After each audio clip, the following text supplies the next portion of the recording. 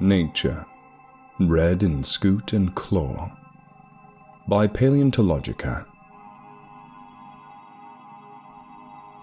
3:56 p.m. Brett Abbott sat at his desk, a mug of coffee clutched tightly in his hand. The last week had been uneventful, a series of mundane incidents, easy to deal with and quickly resolved. Frankly, the job was starting to grow boring. He'd joined the Queensland Animal Control Unit because he wanted to help the people, to root out the wheat from the chaff and deal with problematic animals. Now, a mere 5 months into his career, he found himself becoming as jaded as the crooks he once caught. It was going to be a long Thursday. The morning dragged on, and with each passing moment, Brett's boredom grew. The job was a far cry from his years as a copper in Sydney, where every day, even on the dullest day, provided an opportunity to catch some of the city's most notorious criminals. He'd been privy to some of the worst criminal acts imaginable, but in Queensland, it felt as if everything was a slow-burning fuse. There were no explosives, no car bombings, no bloody hostages. No, this was empty in comparison to police work. And now the phone was ringing. Sergeant Abbott sighed. It was probably something incredibly mundane, like a possum. Hell, even a cat stuck in a tree wasn't so far-fetched. Maybe it would give him something to do for a change, like a nice little break from the mundane. QACU, Brett Abbott speaking. May I take your name and address? Hello? Asked the frantic voice of a young woman on the other end. This is Kate McPhee. My address is 34 Lempton Road. It's my husband. I think he's been attacked by a crocodile. Abbott paused. Now this he wasn't expecting. What's your location? The woman choked on her words as she tried to speak. The banks of the... Oh, Christ. Sorry, banks of the Styx River. Sharon Point Conservation Park. Now Abbott wrote down the location, forwarding it to the appropriate authorities. Stay on the line, ma'am, he advised. I'm notifying the law enforcement agencies and all professionals. There will be a zoologist in sight, Madeline Hatch. I need you to remain on the line until they arrive, okay? The woman took a deep breath and then tried to regain her composure. Okay. How's your husband? Is he conscious?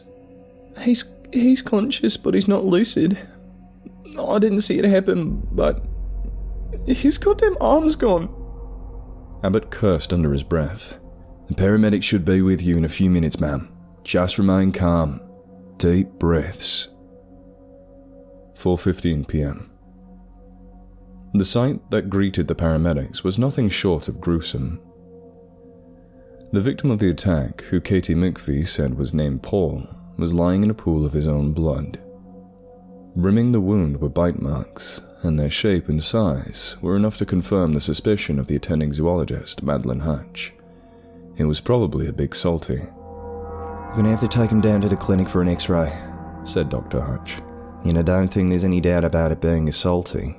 The spacing of the bite marks, the inferred size of the animal, the attack on a human, they're all indicative of a very large saltwater crocodile. Paul McPhee was lying on an operating table, his skin as pale as death, his eyes open but staring, unfocused. Katie bent down and stroked his hair, trying to comfort the man. Don't you die on me, Paul. I promise I won't leave you. Glancing towards the ambulance, Dr. Hutch said, There's a good chance he's going to make it, but don't get your hopes up just yet. Picking up her medical equipment and packing it into a small suitcase, she started to walk back over to her dusty Vauxhall Astra. There was something that wasn't quite right about the attack. Something implacable. Maybe it was the way the trail of blood started so far from the lakeshore. Salties were typical grab and submerge killers, while this sort of behavior was a lot more like a Cuban crocodile or something. But there weren't any that big, and there weren't any living at Sharon Point Conservation Park. Were there? Hutch was about to climb into her car when she heard the sound of an engine in the distance. Turning around, she saw a black Ford Transit speeding through the dusty bush. Moving slowly and carefully towards them, it came to a halt, and a man stepped out. He was clad in a t-shirt with a symbol shaped like an 8-point star on his dusty black coat. The word WAPIG was inscribed. "Dr. Midland Hutch?" the man asked. "Vic O'Grady. I'm with the Wildlife Attack Prevention Group. We're a government-funded organisation that deals with invasive species." "Why haven't I heard about you?" Hutch asked. O'Grady shrugged. "We're not usually the most publicised of organisations. Most of our work is conducted under the radar." "Why would that be?" "If you heard about an invasive spider, would you want it to cause panic, or deal with the problem discreetly?" "I don't know. It depends." O'Grady nodded. "Exactly. We prefer not to take such chances. We'd like your help dealing with this situation. We suspect that we're dealing with an escaped Cuban crocodile." It would make sense. If they didn't grow up to half the size of an average salty. "You know your stuff, I see," O'Grady said. "In either case, we need your assistance. I can't speak for this case, but there's another incident about 10 miles upriver. A young woman's been mauled to death by something." He adjusted his glasses. Something that wasn't a salty. 5:43 p.m. The woman that lay on the table was in her early 20s, about 5'8", blonde hair and hazel eyes. Her clothes, a Spandau Ballet t-shirt and faded jeans, were stained with blood. A huge gash over her stomach revealed gnawed muscles, rended organs, and crushed bone. A cursory glance at her arm revealed much the same patterns of injuries, minus, of course, the organs. Her name was Katerina Petrov, 23 years of age. She was on vacation from Moscow, graduate student at Moscow Art Theatre School. Hutch grimaced as she regarded the body. The attack had obviously been one of incredible brutality, ferocity unmatched by most animals. There was no room for error in a situation like this. This was definitely an animal attack, and unless Hutch figured out what they were dealing with, it would happen all over again. Reaching out a gloved hand, she placed a hand on the corpse's arm and turned it over. The pattern of bite marks, the size of the wounds, the spacing of the bite marks, it was all wrong. "I don't get it. The modus operandi of any large crocodile is to drag its prey beneath the surface and dismember them using a death roll. But the pattern of injuries is more like what you'd see from a Komodo dragon or something. She was killed and eaten on land. Cuban crocodiles don't feed like that. They feed like other brevistorine crocs." "Brevistorine?" "Short-snouted. Think gators and crocs rather than gharials." O'Grady nodded. "And you're saying this wasn't a Cuban crocodile?" "I don't know. Something that big, and on land no less." For a second, O'Grady looked ahead. Finally, he let out a low sigh. "All right," he said, his voice a little lower. "I can show you more data if you want. You're on the right track." "What do you mean? Did you know about this?" O'Grady gestured for her to keep her voice down. "Listen, I'll bring you to the WAPG facility. There's some more information there that I'm sure you'll find interesting." 7:53 p.m. 2 hours. 2 goddamn hours. It had been that long since they started driving. And O'Grady hadn't said a thing since. It made Hutch anxious for some reason. "The WAPG doesn't exist, does it?" O'Grady looked up for the first time and said, "Didn't take you long." "It's not hard when you're sitting in silence for 2 straight hours." "Sorry for that. Got a lot on my mind at the moment. My wife and I are getting a divorce, you see. She's taken our 2 kids, Millie and Ben. It's been rough." "Divorce?" "Yeah. She wants to remarry, take herself and the kids off the grid and find a new life. I don't know what I'll do. I'll probably go back to Sydney when the money runs out. Maybe do some more research. I was thinking about taking a degree, or maybe getting a job as a zookeeper or something to that effect."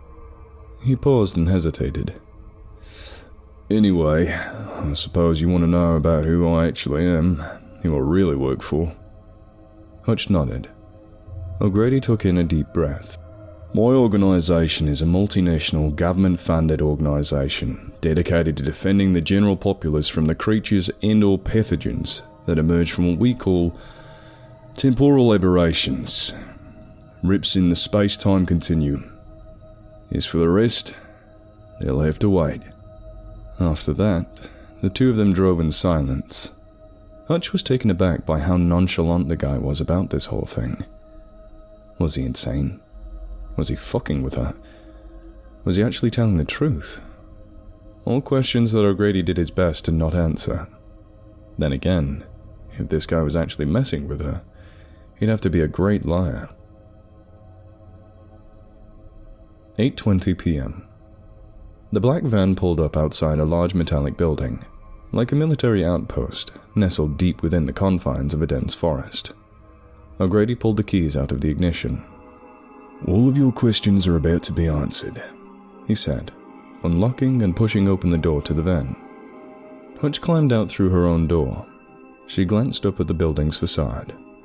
It was like surprisingly high-tech, replete with enormous surveillance camera turrets and machine gun towers. It was surrounded by a high wire fence topped with razor wire.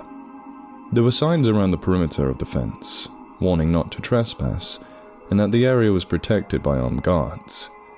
The place just plain creeped her out, but she needed to go inside. She needed to see.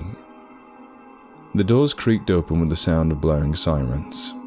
Large corrugated metal sheets, like floodgates, slowly parted to reveal a large room, more like a warehouse than anything else. "Here it is. After you." Slowly, tentatively, Hutch walked into the enormous building. The inside of the building was well lit, spacious and yet eerily quiet. Hutch's footsteps echoed as she walked, as did Grady's. There were various machines and computer stations here and there. A few people with headsets were standing at workshops, and they didn't look up as the two walked by. There were various departments on each side, such as temporal research, geographical research, quantitative research, and finally, biology department. O'Grady knocked on the door to the last one. The door creaked open, and a man looked outside. "Who's the girl?" "She's with me. She's a zoologist the police assigned to the Sharon Point Notosuchian case." Notosuchian? Hutch blurted. Aren't those extinct? O'Grady raised an eyebrow. "You thought I was joking, didn't you? The stuff about temporal aberrations and creatures? It was all legit." Hutch's mouth hung open. But how? How could that stuff actually happen? "Maybe you better sit down," the man said in the room. "The name's Murder, by the way." Hutch. Dr. Millen Hutch. The two shook hands, and then Hutch found herself being ushered into the room. 8:23 p.m. The room was sizable, with all manner of adjoining corridors and rooms, and a large computer station. In the center was a large round table with a set of chairs around it. Hutch sat down in one and gazed around the spacious room. O'Grady sat down in front of her and fumbled for a tablet of some sort. "In full story then, we're not called Wepig, we're called Cronus. Our founder, a scientist by the name of Wolfgang Giddings, compiled evidence that rifts in space-time allows animals and microorganisms from both the past and the future to leak into the present day. Most of these temporal aberrations open to other places and times in Earth's history, but there have been 2 incidents where they open to places we can't even identify. Not this planet, that's for sure." He paused for breath. "As of today, the 17th of April 2020, there have been 156 recorded temporal aberrations. The US branch of Cronus isn't doing so well. Most temporal aberrations there open in the country, so any creatures that emerge from there are never found. Heck, the government barely believes in them now. But it's easier to find things in the outback." He fumbled for something in his pocket. "And that brings us to this." O'Grady passed a slip of paper across the table. Hutch unfolded it and stared at the image. It was of a riverbank, with a boat on the water. Her eyes scanned the image, but nothing looked off. Until she looked at the tree line. The creature there was more dinosaur than crocodile. It stood on 4 erect limbs, its stocky body deeper and thinner. Its skull was like one of those early depictions of Tyrannosaurus rex, deep, boxy, and yet also thin. Large teeth, somewhere between those of a crocodile and a dinosaur, protruded like tusks. "What you're looking at," O'Grady said, "is Byrrhonosuchus orvali, the biggest and most recent of the Notosuchian crocodiles. What you're dealing with isn't a saltwater crocodile. It's this guy. And that's why you're here. You're a scientist. A crocodile scientist, no less. Dr. Hutch, you're the only person in Australia who's in the right situation for this. We need your help. So, what do you think?" Hutch just stared at him, dumbfounded. It's a lot to take in. What makes you think I'm the best person for the job? It's not necessarily that. It's mostly because you're in the right place at the right time, really. Okay. What do you want me to do? O'Grady smirked a little. We'll need establishing cameras in the right places. Since you're a biologist, we're hoping you could help us. 1:15 a.m. The boat bobbed gently on the river as O'Grady surveyed the forest from the water. Hutch decided on a more direct approach, setting up a small camp in the woods from which to perform her own observations. Camera traps were littered throughout the woods, motion activated to trap whatever appeared. There had already been a few sightings, but they were nothing more than the odd brush-tailed possum. As the night advanced, the marsupials' activities became more and more frantic. They busied themselves with finding food directly in the camera's line of sight. Hutch watched it all with increasing disappointment. So far, the Byrrhonosuchus was a no-show. After a long while, Hutch just decided to call it a night. After sending a quick broadcast to O'Grady, she rested her head on the sleeping bag she brought with her and closed her eyes. She thought about the events of the past few hours. Until midday, she thought she was dealing with a routine salty incident. But extinct land crocodiles? How often did that happen? Hutch lay there for a while, looking up at the filmy fabric of the tent. If the Byrrhonosuchus tried to attack her now, it would have no trouble bursting inside. All she had on her was a knife. Would that even be enough? The thought of it made Hutch a little anxious, but she tried to keep those thoughts at bay. She needed sleep after the tumultuous day she'd had. O'Grady was already on lookout duty. She didn't even get a chance to fall asleep. There was a buzz of static from one of the monitors in the tent as it flickered to life. Hutch frantically leapt to her feet, scrambling over to the screen. And then she finally saw it with her own 2 eyes.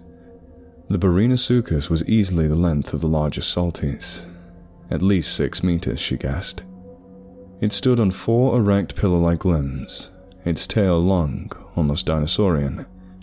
And as for its head, concealed by vegetation, she could already tell that it was just as enormous as the rest of the creature. Hutch fumbled for her radio, plucking it from her pocket and raising it to her face. "Hey, O'Grady," she whispered. "It's here. I've got in on the camera trap." "Got it. Keep your eyes peeled." He paused. "It's outside the bloody tent." From outside there was a sound of bushes crashing, branches cracking, and then a low snort. Her eyes shut open as she listened, and the snuffling and snorting came ever closer. It sounded like the heavy, hissing breaths of a very big crocodile. This was it. There was the noise of a tranquilizer gun firing, and a moment later the tent collapsed in on itself, the boxy skull of the Byrrhonosuchus smashing through it. Hutch yelped, fabric tore as the Notosuchian bellowed, its hot breath steaming up the air around it. Pupils more like those of a bird than a crocodile fixed on her, and its huge jaws snapped shut merely centimeters from her head, spraying her with saliva. Another gunshot. No reaction. Hutch pulled out a knife and waved it in the air, sprawled on the floor as the giant Notosuchian loomed over her. Its jaws opened slowly, its front leg raised into the air. It had her cornered now, so it couldn't afford to be slow about it. The Byrrhonosuchus lunged for Hutch, and then she swung her knife with all of her strength. There was a painful squelching noise. and then a pitiful moan from the Barinasukas. It pulled back, bellowing, as the knife lodged itself into Notosukian's eyeball. More gunshots. But this time, they weren't tranquilizer darts. Finally, the mighty animal slumped to the ground, lifeless. Hutch scrambled to her feet and looked at it. Definitely dead. She'd seen enough. Staggering out of her tent, she looked across at O'Grady, who stood in the boat holding a different gun, a sniper rifle. Good. Hutch yelled, breathless. Good timing. She glanced down one last time at the carcass of the Barinasukas, its one good eye wide with shock. The scientist in her felt disappointment. It was a specimen in the prime of its life, healthy and large. But her rational mind quickly overruled that. She was just as glad that it was over. 11:53 a.m. Madeline Hutch was noticeably exhausted when she came into work the next day, and Brett Abbott, who had been visiting the Zoological Institute for more information on the crocodile case, picked up that straight away. He was always the sort of person to take note of any unusual behavior, and honestly, he was a little concerned. So when Hutch sat down in a nearby chair, he gave her a friendly, if concerned, smile and walked over. "You must have had a long day yesterday. What's up?" Hutch stared straight ahead, her expression blank. She looked as though she'd rather be anywhere else but there at that moment. You can say that. Things hit the fan a lot harder than I was expecting. Things? What do you mean? Big Salty. Wildlife Rangers in Sharon Point took it down. Ah. You sure you're alright? I'm fine. I just need some time off. Sort my head out. I'll leave you to it, Abbott said, raising to his feet. I'll see you tomorrow. Walking towards the door, Abbott took a deep breath and pushed it open. He didn't believe what Hutch said at all. Once a copper, always a copper. And because of that, he considered himself a pretty good judge of character. There was something more going on here. He was determined to figure it out. One way or another.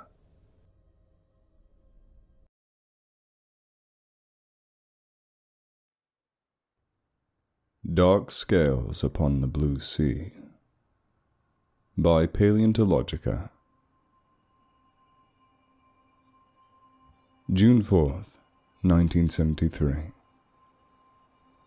The rough waves crashed and pounded against the rugged cliffs of Latterbjerg.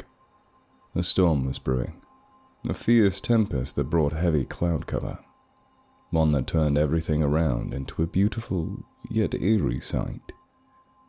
Soaring above the waves, Arctic skuas, the avian masters of such wind-battered waves, hunted for the small, wounded, and exhausted seabirds that flew out of their element. Latterbjerg was a popular nesting site for seabirds of all shapes and sizes, and was, by necessity, a site of scientific interest. At the top of the cliff stood the small lighthouse Bjartinger. Built by the island's fishermen in 1913, the site had recently been renovated. A new structure built to replace the old one. In such exposed, windswept places, Bjartinger, the only permanent structure for miles, was an obvious place for traveling scientists to stop off whilst they conducted their observations of the seabirds beneath. But on some occasions, the seabirds were not the main attraction. Sometimes the men and women who paid the isolated coastline a visit had other intentions, utterly unknowable to the occupants of Bjartinger. Slow moving along the coast, bobbing on the waves, an enormous vessel appeared. It was a ship from Denmark. The ship was the Danish research vessel Sven Foyn, equipped for coastline geological research. It had not been intended for such explorations, but the Danes had had no choice. The wind had brought the Sven Foyn to the Latterbjerg cliffs, and in those stormy waters it was impossible to move the vessel any other way. They tried to abort, to turn back. This was no weather for such an expedition. At the bow stood a young woman in a thick jacket. The woman was Norwegian. Eva Svasvardottir, New to Iceland's National Land Survey and Mapping, she was working with her assistant and colleague, Hjartin Einarsson, from the University of Iceland's Geosciences faculty. It was a beautiful day, almost a record-breaking warmth for that time of year. They were at work mapping the coastline, the shoreline, the cliffs. Hjartin, let's have a go, Eva shouted over the waves. The waves are too rough, Hjartin replied and started counting. 1012.53 millibars. It's going up. Leave it another hour or so.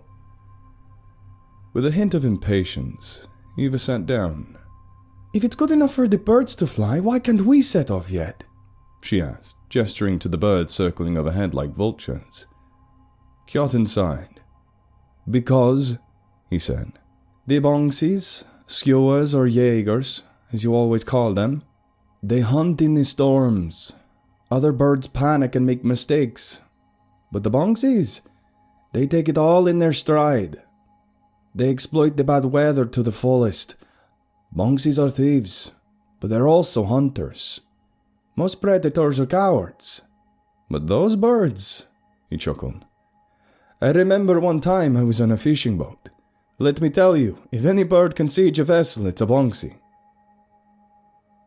Lying on the cold metal floor, Eva sighed. Fair play. So, how long did you say? An hour? Hjartin nodded and made his way to the wheelhouse.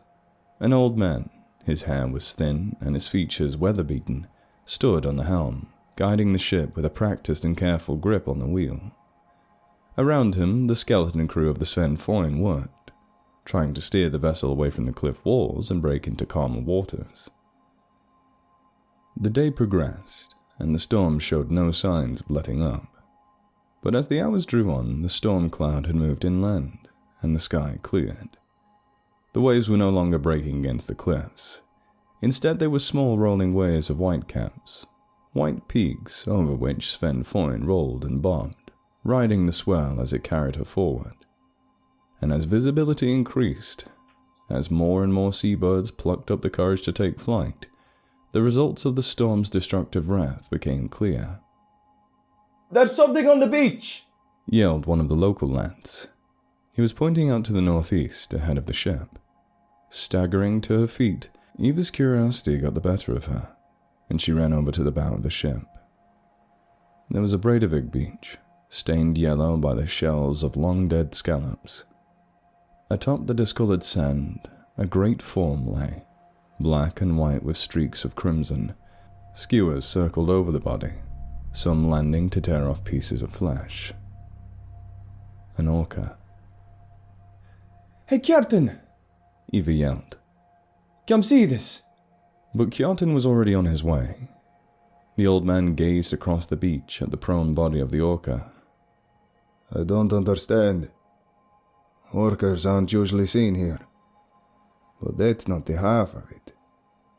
What's wrong? Hjartin shook his head. What's big enough to rip open a young killer whale like that?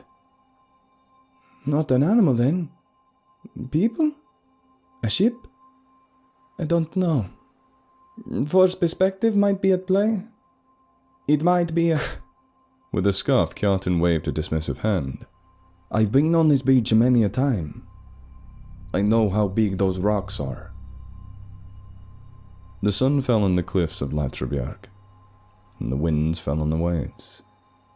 A sudden eerie silence descended on the shores as the clouds slowly, but surely, began to dissipate. It was the middle of the afternoon, and at last the tide was starting to ebb. Let's have a look, eh? Eva said, turning to Hjartin. Let's check it out. As well as skewers, the corpse of the orca was infested with flies and gulls of all shapes and sizes. The stench of decay rose into the cold air, attracting a small flock of gannets and a pair of great skewers, the very biggest species. So overpowering was the smell that Eva and the young lad with her, Balder, fell back, away from the corpse. Hjartin, on the other hand, approached the body, studying it with a mixture of disgust and fascination. What the hell? The bite marks. They're deep. Too deep. The blood streaking across the orca's belly and throat suggested the attack had been ferocious. The orca had been torn to shreds, the skin ripped from its body and the flesh sloughed away. But the great, bloody wounds of the orca had been deliberately and grotesquely accentuated by the 2 or 3 deep cuts, the work of a formidable set of teeth indeed. One flipper was badly torn up, and the other flipper was almost completely detached. A chunk of bloody bone protruded through the skin on the side of the orca's neck. An open wound from which even Kjartan and Eva were repelled. But now Boulder, the lad who had originally seen the corpse, stepped forward. I've seen this orca before. Look at the dorsal fin, the bend of a third way up, the scar. I saw this animal 3 years ago, in Snaefellsnes. If memory serves, Foxafloy cetacean research attached a tag with a number to... He lifted its damaged flipper and nodded. The area under the right flipper. We can report the death, get the proper authorities involved. Go down, you lad, said Kjartan. We'll tell the authorities when we get back to the Sven Foyn. They stood in silence, looking at the body. Poor sod, Eva said. Yes, Kjartan said. Poor sod. Only a youngster. Right, let's get going. We have mapping to do. Giving a final glance towards the carcass, Eva sighed and started to walk back towards the small lifeboats and the crashing waves, those that would take them back to the ship. June 6th, 1973. Once on the ship, Eva had immediately set about contacting the authorities. Not only was the corpse of the orca a matter of public interest, so was the question of what could have done such damage. When the Icelandic police came to investigate, they found that a large whale carcass had washed up just beyond the cliffs of Læturbjarg. It was a sperm whale, the biggest predatory animal in the ocean, and it had been torn to pieces.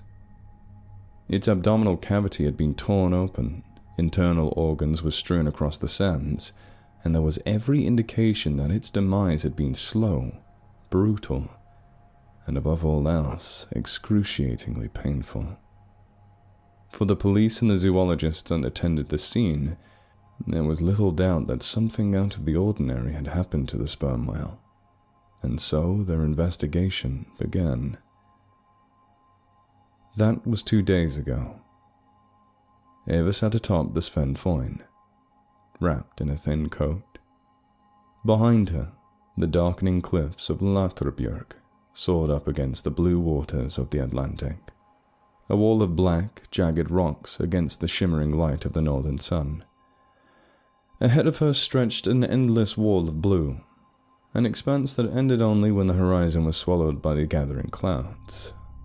A gentle, rolling swell spread out from the ship, and a stiff wind blew across the deck, ruffling Eva's short blonde hair and making her blue coat billow out.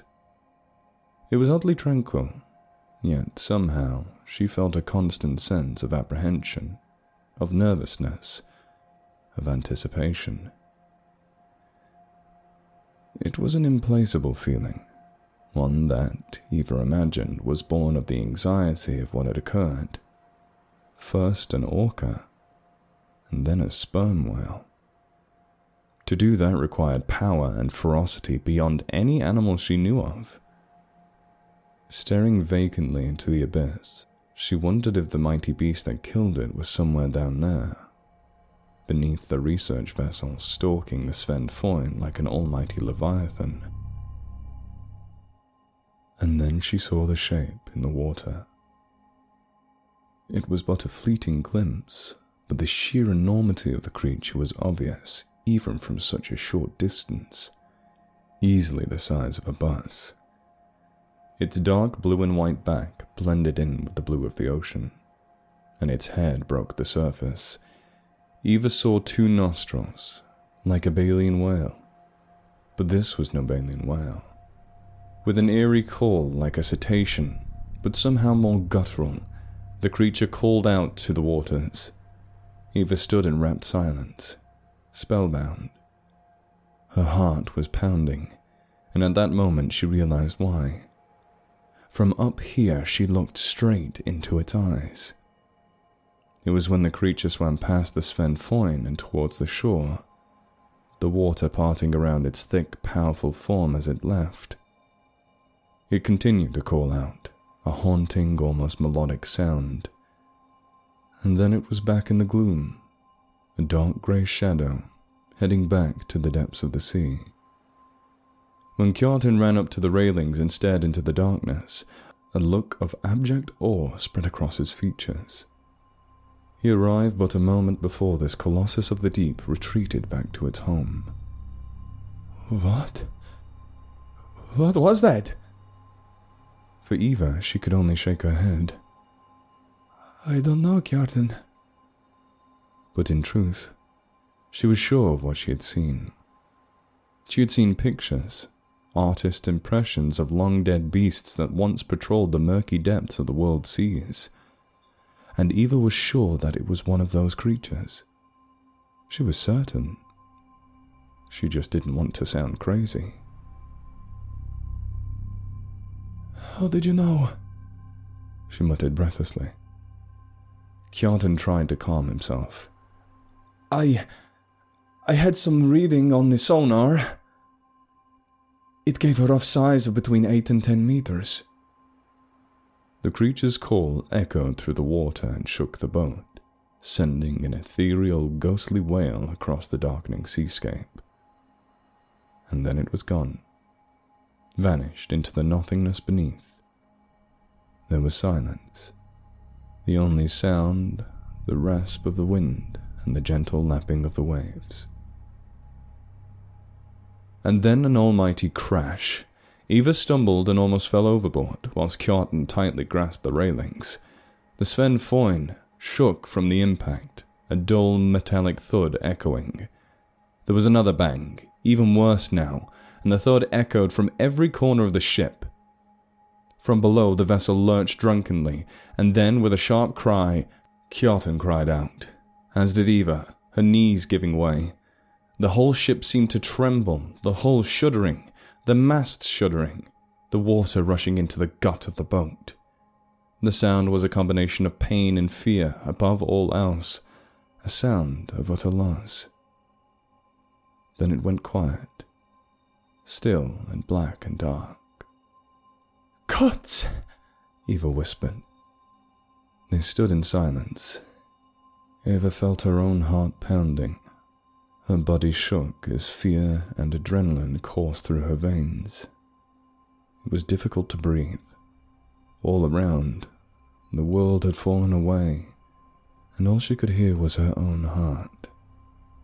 The ocean sounded so loud, so deep and so powerful. She couldn't hear anything beyond its crashing and crashing. Nothing. What the fuck was that? She gasped. She looked over to Kjartan. He was staring down to the deck below, his hands pressed into the railing as if to grip it even tighter. A look of abject terror was etched across his face. His jaw quivering, he looked up at her. Pliosaur! It was a fucking pliosaur! Eva didn't think she had ever seen a human so petrified. Her own legs were shaking, and the only thing that she could think of was trying to get off of the ship as fast as she could. Her body swayed with the rolling of the waves. We need to get back to land. Fast. There's no way, Eva, Kjartan said between rasping breaths. Not without risking another attack. We need to turn off the power. Eva's eyes widened. What? She blurted out. If we turn off the lights, it might think we're not a threat. She stared at him for a good while, trying to understand what he was saying. There was a certain logic to it, she couldn't deny that, but her mind refused to comprehend it. There was a moment of terrible uncertainty, and then something like clarity descended. How do we do that? With the emergency switch? On the right of the wheel next to the helm? Show me. With Kjartan running a hand across the wheel, he found the switch. He reached in and flicked it. Then he pointed to the lights themselves. Turn them off. All of them. She reached in and flicked the switch, and then all of the lights blinked out. The cabin was plunged into total darkness. With the ship now completely dark, Eva's eyes struggled to adjust. It was like coming home after being away for a very, very long time. Every corner was familiar. Every corner was a friend. Every corner was an enemy. There was only the sea and the boat and the sky above. What now? Kjartan sighed as he stepped out onto the deck. We wait. And we pray. The night was an endless expanse of darkness. No moon could filter through the clouds, and beyond, the sea was a silent, brooding thing that seemed a part of a black and brooding world itself. And all the while, the ship creaked in the rolling waves and pitched it up and down, and Eva could feel the cold, the wet, the salty spray that ran from her face. In the darkness of the water, she saw movement. She screamed at Kjartan to back away from the railings, to get to safety, to do anything. But it was worthless. It was too late. With another almighty crash, Kjartan fell forwards. Slamming into the railing, the wind was knocked from his lungs, and as the Sven Foyn pitched, he fell forward, careening into the water. The vessel tipped. Eva screamed, and then Kjartan's body disappeared below the waterline. Then he re-emerged within seconds, hauled skyward by the enormous maw of the pliosaur. He rose out of the water, a black shape of enormous proportions, and in that moment, it struck the hull of the Sven Foyn with such ferocity that the whole ship shook, its masts vibrating as if struck by some invisible force. As the maws were forced shut, blood sprayed out like a stream of crimson water, and what pulped, mangled flesh remained of Kjartan fell into the inky depths like beef mince or chum. Eva's mind was totally blank with terror. She was going to die. They all were. Eva was suddenly blinded by an intense light from overhead. The pliosaur let out an irritated rumble, pushing itself from the wreckage. Apparently it had just fucking breached, and with an enormous splash it was gone, vanished into the darkness. But the light remained, illuminating every crevice and corner, flooding the sea and sky. As it slowly dimmed just a little, the source of the light became visible. It was a helicopter. An Icelandic Coast Guard helicopter. The enormous craft, a vivid red-orange, slowly descended onto the deck, a spray of dust and debris cascading into the air. Men in the rescue vehicle leapt from the chopper's cabin, sprinting up the deck towards her, asking if she was okay, if there was anyone else on board. And then she could see the chopper's name etched into the tail, emblazoned in black lettering. TF-GNA. Everything was a blur after that. June 7th, 1973. Eva had been taken to a hospital and given medical assistance. All the while, her entire body was racked with pain. The shock was bad. The injuries were severe, as was the irreparable trauma. She lay in a hospital bed in Reykjavik, recovering from the injuries that she had sustained. The trauma from witnessing the death of such a close friend had left her shaken and physically and emotionally drained. Every negative emotion, all at once, coursed through her brain. A part of her, the strong part that had won her so many fights in the playground and the schoolyard, a part that no one could see, the part that had made her the toughest kid in the gang. That part had died. There were voices outside her room. Someone rapped on the door. She heard a female voice ask if she was awake, and if they could come in. Frau till helfites, she muttered under her breath. Leave me alone. The door opened and in walked the female. She was about 5'6", clad in a white t-shirt, a short overcoat and grey jeans. Her brown hair was tied back in a ponytail, dark eyes piercing. She looked young, no more than 25. Eva immediately despised everything about her and wanted her to go away. Hello, she said with an American accent, in what Eva knew was a deceptively sweet voice. You're Eva Svarvarsdottir, correct? Eva looked up at her blankly. A slight frown flitted across her lips. Who are you? The woman hesitated. Then she sat down in a chair intended for friends and family. My name is Rose. Rose Keeler. Well, that's a long story, and I'm afraid there's no time for that. Eva turned her head away from her and closed her eyes. Rose remained silent for a long time. The only noise was the light beeping from the machine connected to her bed. Eva glanced at the woman. Her eyes were kind, even sympathetic. It hurt. She didn't want that sympathy. Why are you here? Then Rose spoke, her voice firm and reassuring, then low. Those who rescued you say the Sven Foyn was destroyed by a large animal. They say it was dark, had 4 flippers, and had an enormous skull. Correct? Eva nodded. Tip of the iceberg. I saw photographs. What you saw was Kronosaurus queenslandicus, one of the biggest pliosaurus, named after Cronus, not to be confused with Kronos, the Greek god of time. It was also called that by some. Now, she said, I'd like to show you a picture to verify what you saw. Would that be all right? Eva turned her head slowly back to Rose, a weak frown on her lips. Sure. Rose reached into the pocket of her jacket and pulled out a plastic folder.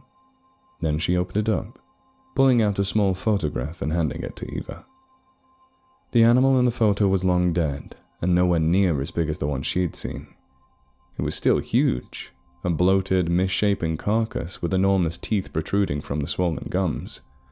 Rows of bite marks covered its flippers and its body. But whatever had did this hadn't killed it.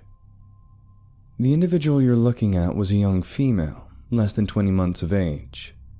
20 feet long even at that age. Ironically, it was killed by a pod of killer whales. Eva raised an eyebrow. So? She said. How do you actually know all of this?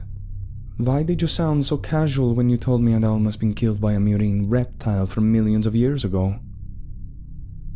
Rose sighed. I'm afraid anything beyond a name is confidential. I'm part of the Icelandic division of Project Temporalis. The rest is classified. Glancing down at her wristwatch, she got up. Well, I'm getting behind schedule as it is, so I suppose I should be off. Thanks for your cooperation, Miss Svarvarsdottir. Eva opened her mouth to say something, but Rose turned around, and with a brisk smile, and without waiting for a response, she was gone, muttering something indistinct. Eva glanced at the picture in her hand. She hadn't noticed the tag on the back of the photograph. It was the symbol of Project Temporalis, an 8-pointed star. But there was also something else. Writing. Thanks for giving our organization a name.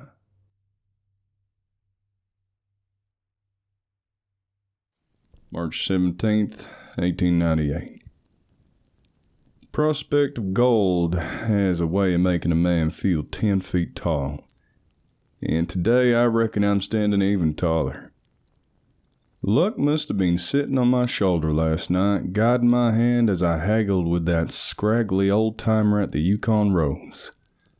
The bar was thick with smoke, and the whiskey tasted like it'd been watered down twice over, but none of that mattered once he pulled out the map. Worn at the edges, marked with stains and creases, it was the kind of thing you'd dismiss if you didn't know better. But I knew. I saw the glint in his eye when he laid it on the table. A sly look that told me there was more to that piece of paper than just old ink and tattered parchment. I had to play it cool, act like I wasn't already dreaming of the riches it promised. A couple of drinks, a few stories exchanged, and before the night was over, the map was mine, practically a steal. The old-timer warned me of the risks, of course.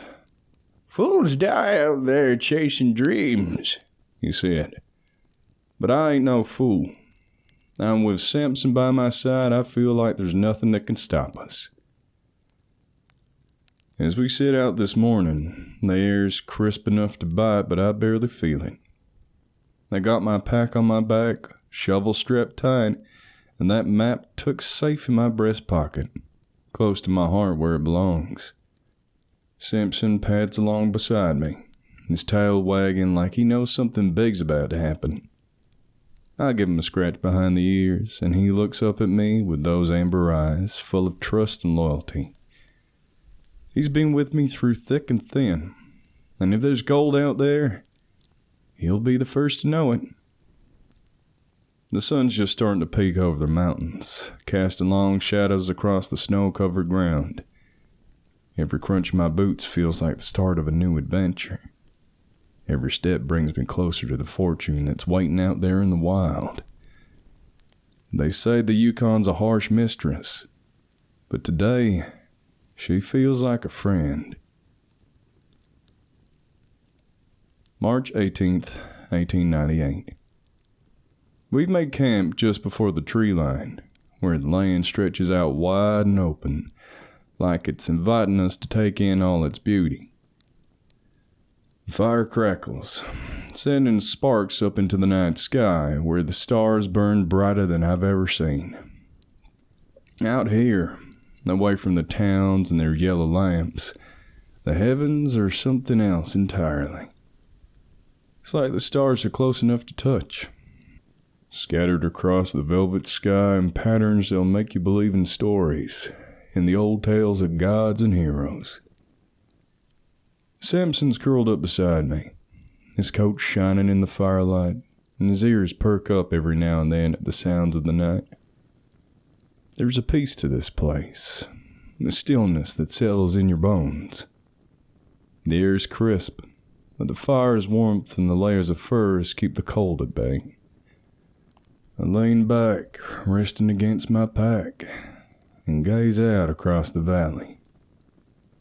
Then I see them, down below where the land dips and the shadows stretch long, a pack of his ancestors, a pack of wolves, their sleek forms moving like ghosts through the snow. They're hunting, stalking a moose that's too slow or too old to escape their cunning. It's nature's dance, beautiful and brutal all at once. The wolves move with such purpose, their breath steaming in the night air as they circle their prey, their eyes glowing with hunger and instinct. The moose puts up a fight, powerful and deliberate, but this is a tango they've danced many a time, and there's a part of me that knows how this is going to end. It's a sight that stirs something deep in me, a reminder of the wilderness that lives in this land, and the bones of everything that walks upon it. Out here, there's no room for softness, but there's a kind of raw beauty in that truth, a beauty that I've come to respect. The wolves bring down the moose, their howls echoing through the valley, a haunting song of victory that sends a shiver down my spine. But it's not fear I feel, it's awe.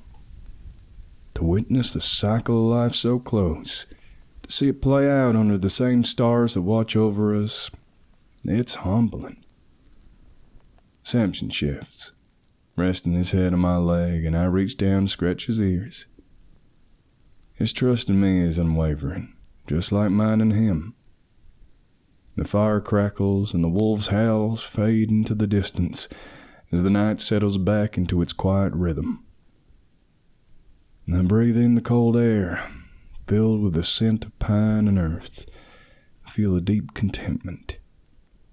Soon, sleep will take us both, and we'll dream under these stars, the fire keeping the chill away, and the promise of tomorrow shining just as bright as those distant lights in the sky. There's gold to be found, but tonight, I'm rich with the beauty of this land, the companionship of my dog, and the knowledge that out here, under the vastness of the Yukon night, I'm exactly where I'm meant to be. March 19th, 1898. The morning started off calm enough, the sky painted in soft shades of pink and orange as the sun crept over the horizon. We broke camp early, eager to make good time on the trail. The map's been whispering to me, promising riches just over the next ridge, and I feel that familiar pull in my gut, the one that says we're getting close. Samson's got a spring in his step too, his nose to the ground, picking up scents only he can understand. The trail took us deeper into the woods, where the trees grow tall and thick, their branches reaching out like ancient arms. The quiet here is different, heavy, like the forest is holding its breath. I was just thinking how still everything was when Samson stopped dead in his tracks, his ears pricked up and his body tense. I followed his gaze, and that's when I saw her. A mother bear, big as life, standing just a few paces ahead on the trail. She had 2 cubs with her, tiny things still learning to navigate this wild world. They were nibbling on roots, unaware of us at first, but the mother wasn't so easily distracted. Her eyes locked on mine, and I felt the weight of that stare, ancient, powerful, and full of warning I didn't need to hear twice. She let out a low, rumbling growl, the sound that vibrated through the air and set my heart racing. I could feel the tension crackling like lightning, the space between us shrinking as she took a step forward. It wasn't an attack, not yet, or like a reminder of who ruled this part of the woods. Samson stood his ground beside me, his body rigid, eyes focused, but he didn't bark or move. He just stood there, calm and steady, like he knew that panicking would only make things worse. The mother bear took another step. This time, it was more than just a warning. She charged forward, her massive paws pounding the earth, but it wasn't full force. Just enough to make it clear she was ready to defend her cubs if need be. My breath caught in my throat, and for a split second, I thought this might be the end of us. The thought to reach for my rifle never even occurred to me. But Samson didn't flinch. He stood tall, not a growl, not a whimper, just that steady, unyielding stare. I don't know if it was the strength of his stance or the calm he radiated, but something in that moment shifted. The bear stopped short, her massive form looming over us, her breath hot and heavy in the cold morning air. For what felt like an eternity, we all just stood there, locked in a silent standoff. Then, as suddenly as she charged, she backed off. She huffed, a sound of resignation maybe, and turned to nudge her cubs. They toddled after her, glancing back at us with curiosity, but the mother had made up her mind. She led them off the trail, disappearing into the underbrush with only the rustle of leaves to mark their passing. I let out a breath I didn't realize I'd been holding, my heart hammering in my chest. Samson finally moved, his muscles relaxing as he trotted over to me, nudging my hand with his nose like it was no big thing. I knelt down, running a hand through his thick fur, and whispered a quiet thanks. We stood there for a moment longer, listening to the forest return to its quiet, the tension draining away. When we finally moved on, I couldn't help but feel a little more in tune with the wild around us, like we passed some sort of test. The Yukon is a dangerous place, no doubt about that. But today it feels like we've earned our place in it, even if just for a little while longer. The map still calls, the promise of gold pulling us onward. But for now, I'm just grateful to be alive, to have Samson by my side, and to know that today, the wilderness chose to let us walk away. March 20th, 1898. It's funny how quickly the landscape can change out here. One minute you're trudging through thick woods, every step a struggle, and the next you're standing on the banks of a river so clear and pure that it looks like something out of a dream. We followed the map's directions down a narrow ravine, the air grown colder and the light dimming as the trees closed in around us. Then, just as the day was starting to wane, we broke through to a small clearing, and there it was. The river. Exactly where the old-timer's map said it would be. The water flowed like a quiet power, its surface glistening in the late afternoon sun. I could feel the excitement buzzing in my veins like the hum of bees in summer. This was it.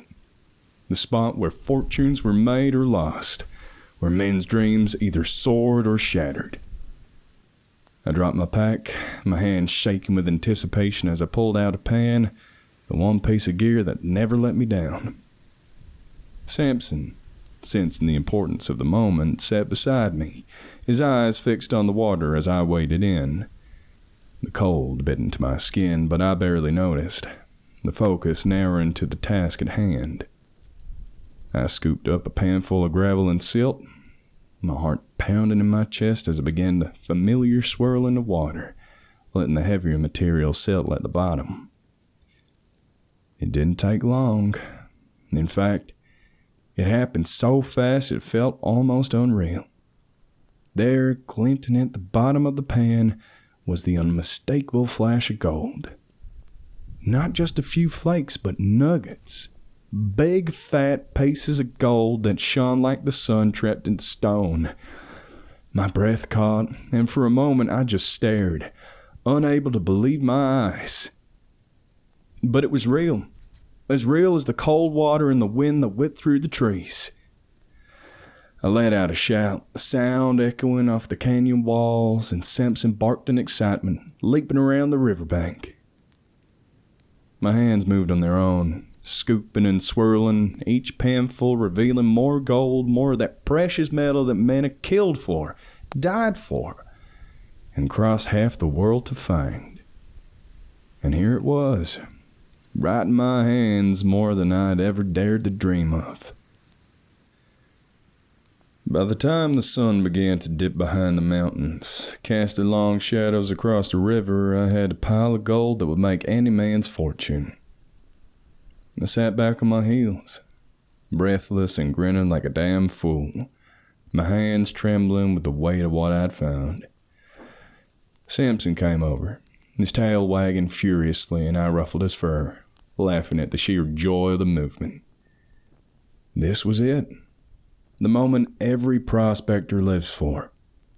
The dream that keeps you going through the long, hard days and bitter nights. The map had led me true. And now I was sitting on a fortune that would change my life forever. As I watched the last light of day dance on the river, I couldn't help but feel a deep sense of gratitude. To the old-timer for his map, to the Yukon for its bounty, and to Samson, my steadfast companion through it all. Tonight we'll sleep under the stars once more. But this time, we'll do it knowing that we struck gold. Real, solid, life-changing gold. And with that thought, the cold, the hunger, the dangers, they all seem like a small price to pay for the promise of a future as bright as those golden nuggets shining in the fading light. March 20th, 1898, same evening. The excitement of the day still buzzes in my veins as I sit by the fire, the gold safely tucked away in my pack. The night's falling quickly. The sky above us is deepening into a vast expanse of stars, but I barely notice. My mind keeps replaying the moment I struck gold, the feeling of those nuggets heavy in my hand, the thrill of knowing my luck had finally turned. Samson lies nearby, his usual spot just inside the tent, where he can keep an eye on me and the other on the wild around us.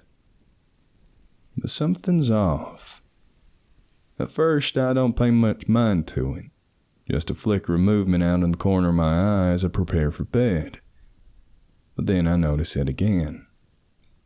Samson, usually so alert and confident, is acting strange. Instead of settling down like he usually does, he's pacing around the tent, his head low and his ears flattened against his skull. It's behavior I've never seen from him before. This dog faced off against a bear, for heaven's sake. I call his name, expecting him to come over for a scratch or to settle by the fire, but he doesn't. Instead, he slinks away, moving with a kind of nervous energy that puts me on edge. He retreats to the far corner of the tent, curling up tight, his body pressed against the canvas as if he's trying to disappear into it. His eyes, usually bright and alert, are wide and anxious, and he won't meet my gaze. "Samson," I call, softer this time, but he just whimpers. A low, pitiful sound that makes my spine tingle. I kneel beside him, running a hand through his fur, but he flinches, pulling away as if even my touch is too much to bear. His whole body's trembling, and there's a look in his eyes that I've never seen before. Fear. This ain't like him. Samson's faced down bears, wolves, and the brutal cold of the Yukon without so much as a second thought. But now he's cowering like something's got him spooked beyond reason. I sit back on my heels, my heart beginning to pound with a different kind of urgency. I scan the campsite, the firelight casting flickering shadows against the trees, but there's nothing that I can see anyway, that would explain this sudden terror. The night feels different now, the earlier sense of triumph and security slipping away, replaced by a gnawing unease. The forest around us, once quiet and serene, seems to press in. The darkness thicker. The sounds of the night, usually so familiar, now strange and unsettling. I listen hard, trying to pick up on what Samson might be sensing, but all I hear is the crackle of the fire and then the distant rush of the river. Still, I can't shake the feeling that something's out there, something that's got Samson on edge. The hairs on the back of my neck are standing up, and I reach for the rifle, laying it across my lap as I sit down by the fire. My eyes keep darting to the shadows, my ears straining for any sound that might explain Samson's behavior. I try to reassure him, my voice low and calm, but it's clear that what's ever got him spooked isn't going away anytime soon. I've trusted Samson with my life more times than I can count, and if he says something's wrong, I believe him. He might have struck gold today, but out here in the wild, that gold means nothing if we can't make it out alive. So I keep the fire burning a little brighter tonight, the rifle close at hand and my senses sharp, as I lie down Samson remains curled in the corner, his eyes wide and unblinking, watching the tent's entrance like he's waiting for something or someone to come through. And as I close my eyes, sleep doesn't come easy. There's a feeling in the pit of my stomach, a cold dread I can't shake. Whatever's out there, whatever has Samson so scared, I just hope the fire, the rifle, and a bit of luck are enough to keep it at bay till morning. March 21st, 1898. Morning couldn't come fast enough. The night dragged on, thick with tension, every sound in the dark amplified by the silence that followed. Samson never settled, his eyes wide and ears pricked, watching the tent's entrance like a sentinel. I drifted in and out of uneasy sleep, clutching my rifle and listening to the crackle of the fire, which seemed to burn down faster than usual, leaving the tent darker and colder with every passing hour. When the first light of dawn finally filtered through the canvas, I felt a wave of relief, though it was tempered by the lingering unease from the night before.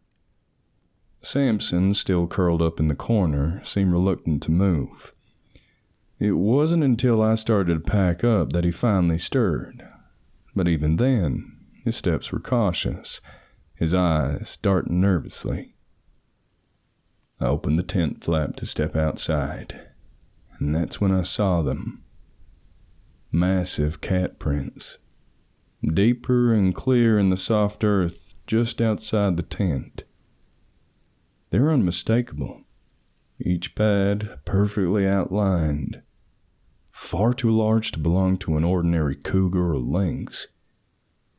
The sight of them sent a chill down my spine.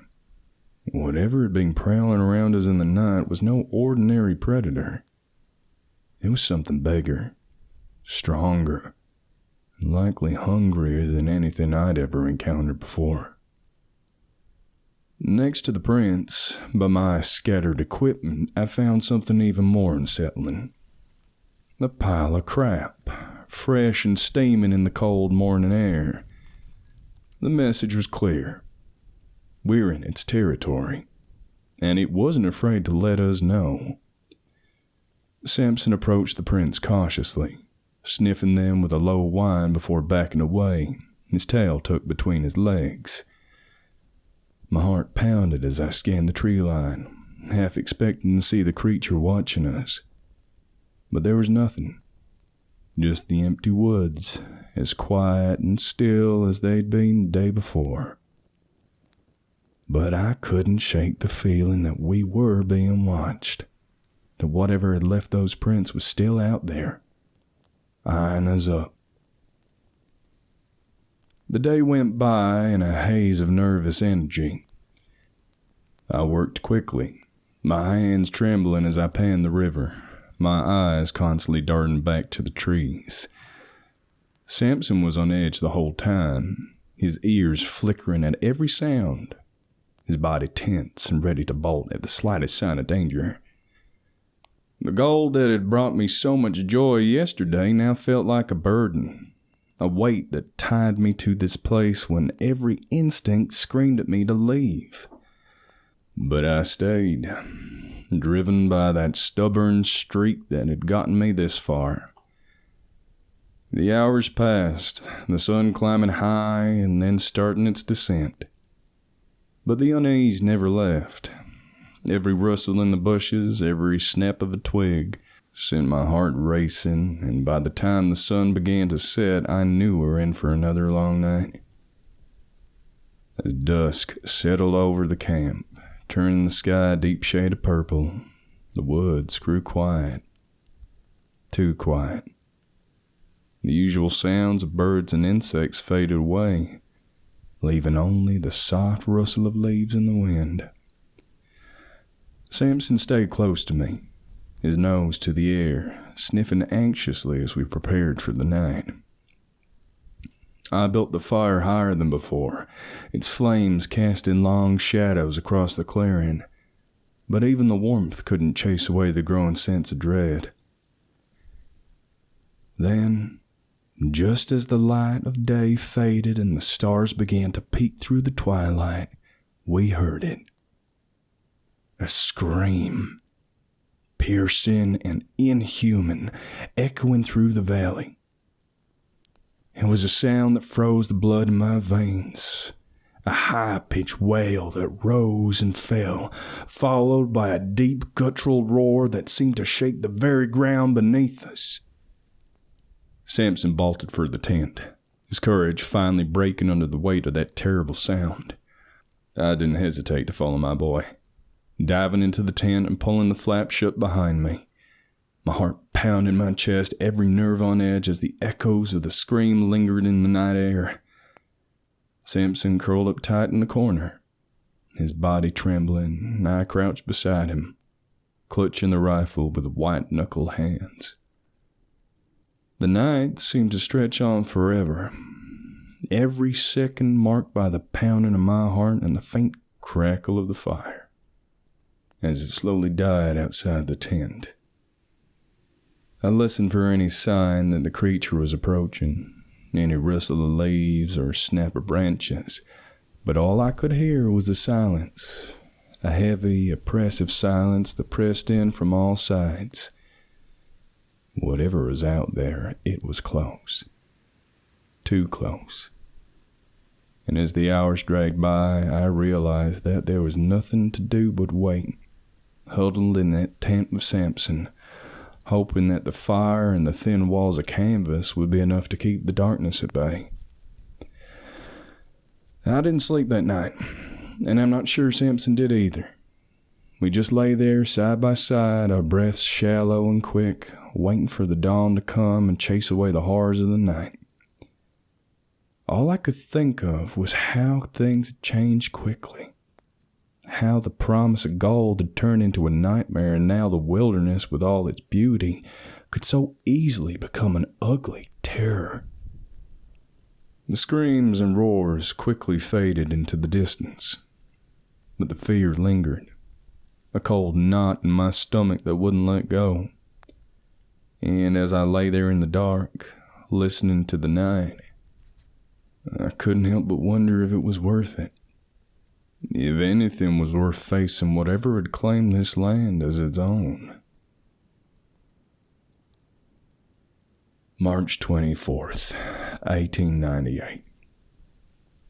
I hadn't needed more convincing. As soon as the first light of dawn broke through the trees, painting the forest pale shades of gold and green, I knew we had to leave. The gold I'd panned now felt like a curse, its weight in my pack, a constant reminder of the danger we'd courted by staying here. Samson was up before me, pacing anxiously outside the tent, his eyes scanning the tree line as if expecting that terrible creature to come crashing through at any moment. We packed quickly, taking only what was essential. The thought of staying another night in this cursed place was unthinkable. I secured the gold carefully, not daring to leave behind the fortune that brought us up here in the first place. But it felt hollow now, like ashes in my hands. The rest of our supplies were hastily thrown together, and within the hour, we were on the move, leaving behind the river and the sight that had both blessed and cursed us. The forest seemed different on the way back. The trees taller, the shadows longer, and the silence heavier. Each step felt like a march through enemy territory, and I couldn't shake the feeling that we were being watched. Samson was on edge too. His ears twitching, his head snapping to the side at every rustle in the underbrush. It wasn't long before I caught the first glimpse. Out of the corner of my eye, I saw movement. A flash of tawny fur just at the edge of my vision. I turned, my heart pounding, but it was gone, blending into the shadows like smoke. We kept moving, but the sense of dread grew with every step. I saw it again and again, each time a little more closer, a little clearer. A gigantic cat, sleek and powerful. Its front end heavily muscled, its coat a blend of grays and browns that allowed it to melt into the forest around it. And then those fangs, long, curved, and deadly like something out of a nightmare. It was stalking us, no doubt about that. Keeping its distance, but always there, just at the edge of the trees, its amber eyes watching our every move. Samson knew it too. He didn't bark or growl, he just kept close, his body low to the ground, his every muscle tense and ready to spring. We were the intruders in this territory, and it was making sure we knew it. But it never attacked. Whether it was the fire the day before, the rifle I kept slung across my back, or some other instinct, it kept its distance. A shadowy guardian that seemed more intent on herding us out than tearing us apart. I didn't let my guard down for a second, though, and I kept a brisk pace, eager to put as much distance between us and that creature as possible. Just when I thought we might have seen the last of it, we stumbled upon something that made my blood run colder than the springs around us. At first, I thought it was a man, sprawled out in the small clearing, his body broken and torn. But as we approached, the horror of what we were seeing sank in. It wasn't a man, not by a long shot. The thing lying in the clearing was massive, covered in thick, dark fur. Its limbs were long and powerful, its hands almost human but too large, too brutal in their shape. Its face, or what was left of it, was a grotesque blend of ape and something else, something primitive and terrifying. It had been savaged, its body ripped apart in a way that no man or other normal predator could have managed. Deep gashes like those made by enormous claws crisscrossed its torso, and its throat, it had been torn open, likely by those same saber fangs that had stalked us through the trees. Samson let out a low whine, his nose wrinkling at the scent of blood and death. I felt bile rise in my throat, a cold sweat breaking out across my skin. Whatever this creature was, some relic of a time before man, some beast that wasn't supposed to exist, it had been hunted down and killed by that thing that had followed us. I didn't stay to examine it further. Whatever this place was, whatever strange and terrible creatures called it home, it wasn't meant for us. We had taken what we'd came for, and now we're being allowed to leave.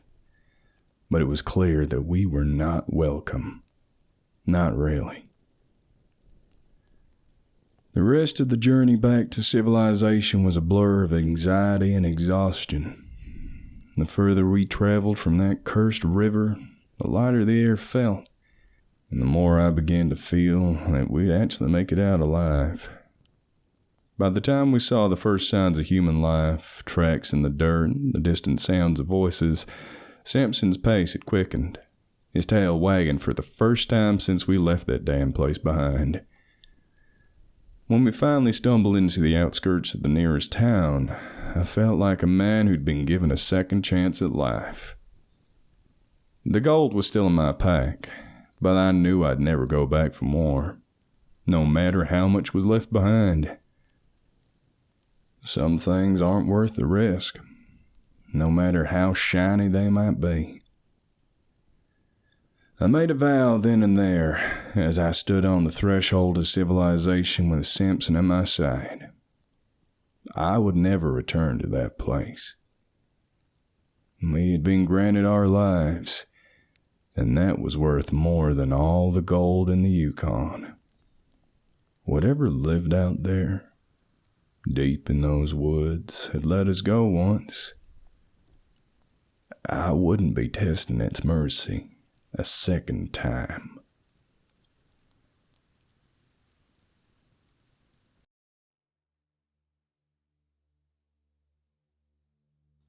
Project Cronus by Paleontologica. A few years ago, I went on a camping trip with 3 of my close friends, Darius, Ethan, and my sister, Maddie. It was late in November, and the weather was cold, wet, and grey. We were in the woods, miles away from our town, and everything had become more distant and darker. After a few hours of hiking, we settled into a tent for the night. Our tent wasn't a fancy one, a 4-season one with poles and stakes, but it was just right for us. There was some tension brewing between Darius, Ethan, and Maddie, and I knew why. Darius was the butt of my sister's jokes for one reason. He was a lumberjack's son. Ethan, understandably, didn't like this. For a while, we sat around our campfire, listening to music and goofing around, but at some point, the rain started to come down again. I think it's safe to say all of us were wet, miserable, and cold. As we sat around an electric heater, cheating, I know, Darius frowned and got up. "This isn't going to be enough," he said. "I'll grab some firewood. Only be a few minutes." "Try not to take too long," Maddie chuckled. "We don't want the hide behind getting you." Darius frowned and shrugged, picking up a shopping bag we brought with us, and started walking into the forest. "Don't be so mean to the guy," Ethan said, chastising Maddie. "Just because he's a lumberjack's kid doesn't mean you should make fun of him." Maddie shrugged. "What can I say?" she said. "He's... What? What some might call a redneck? Leave the poor guy alone for once, Madison." Maddie scoffed and glanced towards me. "It's fine to make fun of people, right?" "Can we just stop bickering?" I said plainly. "We're here to have fun, not tear each other's throats out." There was silence for a few moments. "All right," Maddie said finally, defeated. We waited for a few more minutes, then 10 more minutes, then half an hour. Darius didn't come back. After a while, we started getting a bit impatient, but not especially worried. Darius probably went out to the other side of the lake, or the other side of the forest, or maybe he went somewhere else altogether. We were used to that kind of thing. We'd never known him to turn up more than 5 minutes late. "Where is he?" Ethan said after a while. "He's been gone for an hour and a half now." "You're right," I said, sighing. "I guess we better go find him." "Hold on, you're suggesting we drop everything and go into the woods without so much as a baseball bat to use as a weapon?" Maddie asked, incredulously. I just nodded. "Yes," I said. "He might be injured somewhere, or worse. He'll know we'll be looking for him. We're going to have to follow him." "Right," Ethan said. As he got up, Maddie made a point of staying put. "I'm staying here. Fires keep wild animals away, and I don't exactly want to end up face to face with a grizzly bear." Ethan shrugged as I got up. "It's either this, or leave a man who might be mortally wounded," he said. With that, he began walking into the woodland. I gave Maddie a final glance and a shrug, and followed. As soon as we'd left the small clearing, Ethan took off running towards the west. He'd reached the edge of the forest before I caught up with him. A few moments later, we'd found a trail. The trees here were mostly pine, with a few maples scattered amongst them, and the smell of smoke and the tang of sulfur came with the all-encompassing darkness. During the day, a place such as that would look truly beautiful. In the dark, though, the low visibility lent a sense of foreboding to the area. "This feels weird," I said after a few minutes. "I can't exactly say I like it here." Ethan shrugged. "Either way, maybe we'll find Darius here." The trail was almost a straight line, but even in the fog, I could tell that it took us away from the edge of the forest to the west. As we walked, the air got hotter and thicker, until it seemed to me like I was breathing through a sponge. I could feel it was a weight on my back and chest, and I tried to draw in the warm air as best as I could. But that was when I realized something was completely wrong. Why was it hot and humid in late August? I think Ethan realized it at the same time I did. "This is wrong," he said, looking around. "It's not right. This place isn't right." "I know. Why is it this hot in November?" The sky tore apart with a violent crash of thunder. In the distance, there was a flash of lightning. Just our luck, a storm. We reached a fork in the trail, one that seemed to lead towards the western end of the forest. There was a slight gust of wind, and I cringed as a horrid stench of decay filled my nostrils. What stinks? No clue. We looked at each other, and I could tell that he was as confused as I was. We collectively decided to keep walking, and tried our best to ignore the stench. Eventually, though, I gave up. "Screw this," I said, walking in the smell's direction. Had to know what it was. I shoved the vegetation aside with one hand, covering my mouth and nose with the other hand, and then my gaze rested on a large rotting mass on the ground. And by large, I mean huge. The corpse of some immense creature lay on its side, the maw open wide, its cow-like eyes frozen in a look of confusion and panic. Its tongue lolled out the side of its beaked jaws, hanging lifelessly from its side of the mouth. Black, putrid fluid oozed out of many wounds covering its body. The remnants of a small fleshy comb topped its head, reduced to a flap of graying, desiccated and rotten skin. "Jesus," Ethan muttered. "What the hell is that?" "No fucking clue," I said plainly. Honestly, I wasn't even sure if I wanted to know what this creature was. There was another bright flash, followed by thunder. I tried counting how many seconds came between the lightning and the noise. 1, 2, 3, 4, 5 seconds. There was another ungodly crash. 5 seconds. That meant it was just a mile away. "Shit," Ethan whispered.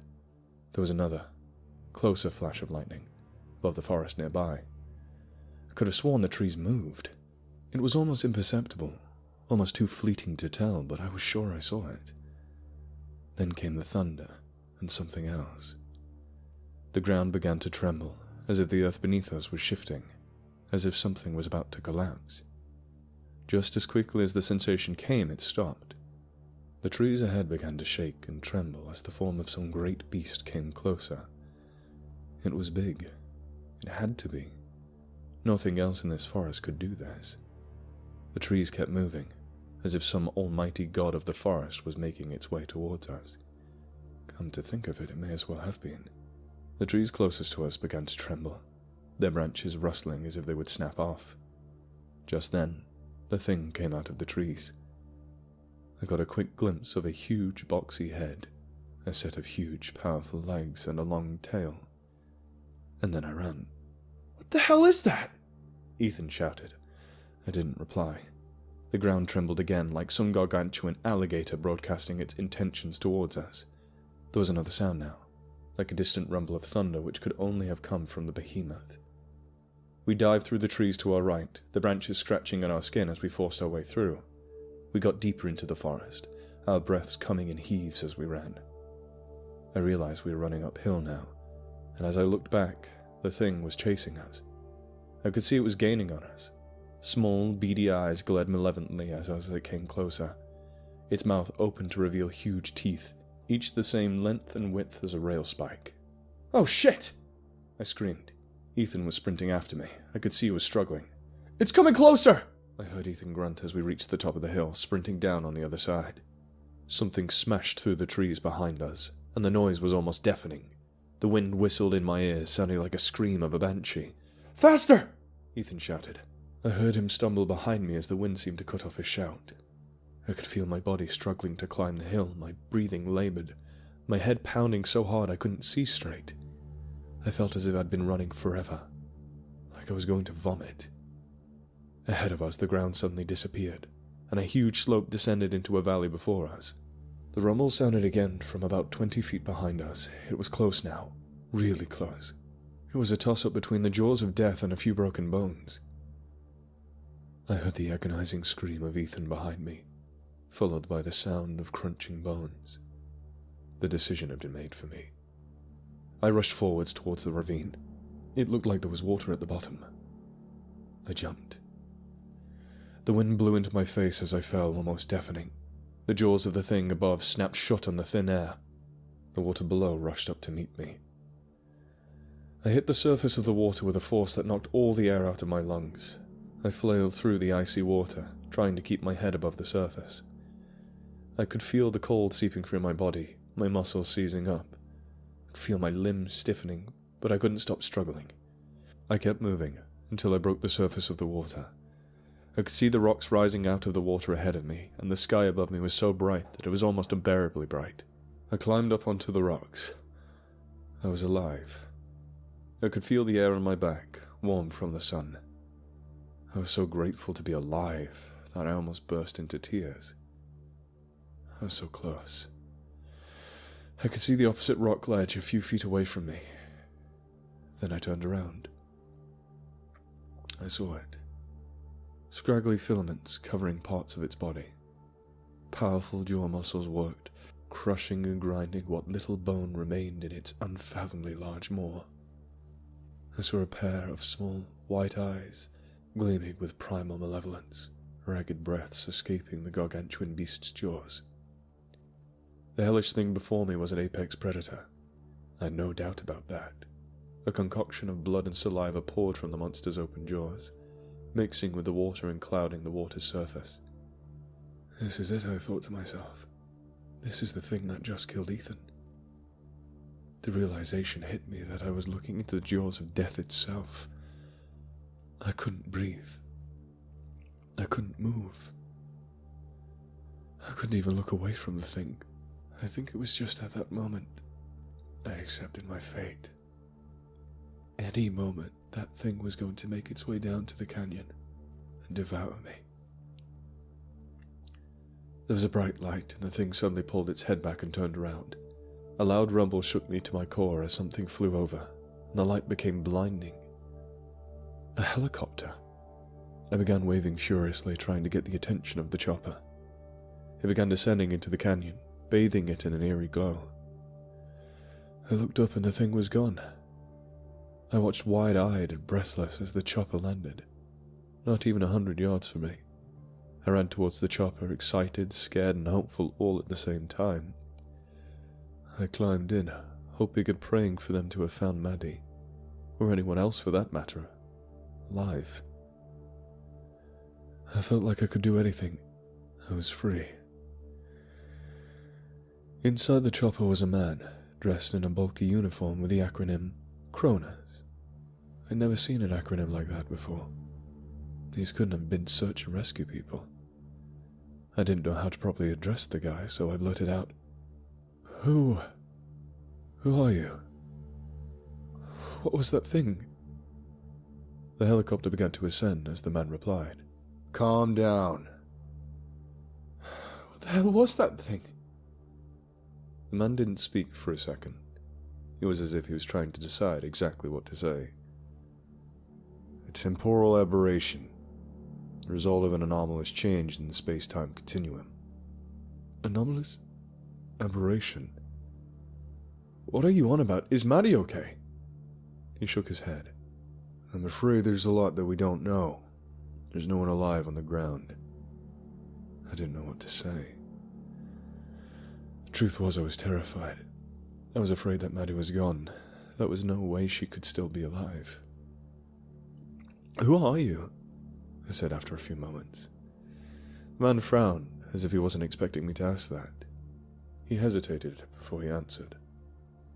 I work for an organization called CRONUS. Yeah, no shit. The man ignored me. We specialize in dealing with situations such as this. Temporal aberrations, I mean. We're named after the Greek personification of time. There are many instances like this, all across the globe. Like what? He paused for a breath. Think we better get to the compound first. Compound? I said, perhaps a little quicker than I would have liked. What compound? Well, I suppose compound isn't exactly the best word to use. More like a facility or something. The helicopter flew on for a while. I think it was about 20 minutes until I reached the compound. But I wasn't paying too much attention. The walls of the compound were made of some kind of dark grey metal, and had that prison feel to them. The helicopter landed on the roof, and the soldiers opened the door for us. I got out and felt my legs go a little wobbly. The compound was in a bad state, with burnt-out hulks of cars and wrecked machinery everywhere. We walked down a dark, narrow path made out of tarmac and concrete, which eventually stopped at a small metal door with a large red button on it. "Open it," the man said. The other man went up to the door and opened it. We entered the compound, where a sign and a few lines of text was painted on the wall. The word Cronus was stamped underneath the lines of text, as well as several symbols that I didn't recognize. "What is this place? Some kind of government building?" "That's right," one man said. "Sorry for the mess," another guy joked. "But we ain't exactly the most well-funded organization. The government doesn't exactly believe that dinosaurs are roaming all over the globe. The Fed used to take us seriously. Now we're just the crackpots of the United States." We entered a large room. It was dimly lit, with only 2 windows with blinds on them. In the middle of the room was a large table with 2 chairs around it. The man who brought me here gestured for me to sit down, so I obliged. The guy who opened the door came back into the room with 2 cups of coffee. "Thanks," he said as he put the cups down. "So, I thought you might want to know why you're here, what this whole thing is about, what the hell the temporal aberration is." Not knowing exactly what to say, I just nodded. "Well, from what we understand, it's when some sort of ripple effect takes place in the space-time continuum.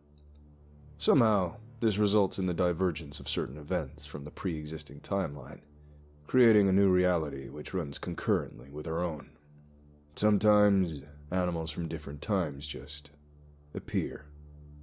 "Like what?" I asked, now even more bewildered.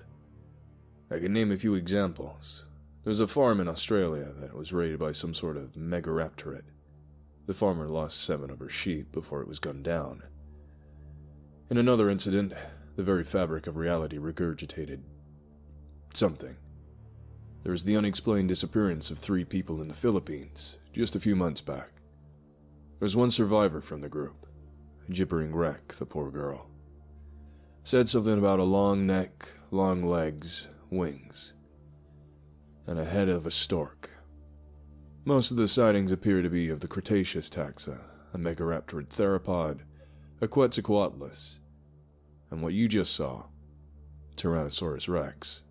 Hold on. You're telling me my friend was eaten alive by a fucking T-Rex? The man simply nodded. Something about the way he behaved just unnerved me somehow. It was as if he didn't find any of this strange. Finally, he spoke. "We still don't understand how any of this works, believe me. Besides knowing what exactly results from the temporal aberrations, we're just as clueless as you are." At first, I felt as if the guy was fucking with me. Obviously, he had noticed the suspicion in my eyes, because the next thing I knew, he was pulling up some sort of tablet and practically shoving it in my face.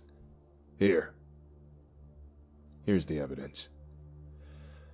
I took a hold of the tablet. There were a few images. I can't remember how many, but there were at least 7. I only looked at 5. One of them depicted something tall, its legs blending into the trees with a large beaked head. Another showed a large cadaver, which had apparently washed up somewhere on Assaria Beach, Morocco. The creature's neck was twice as long as the rest of it.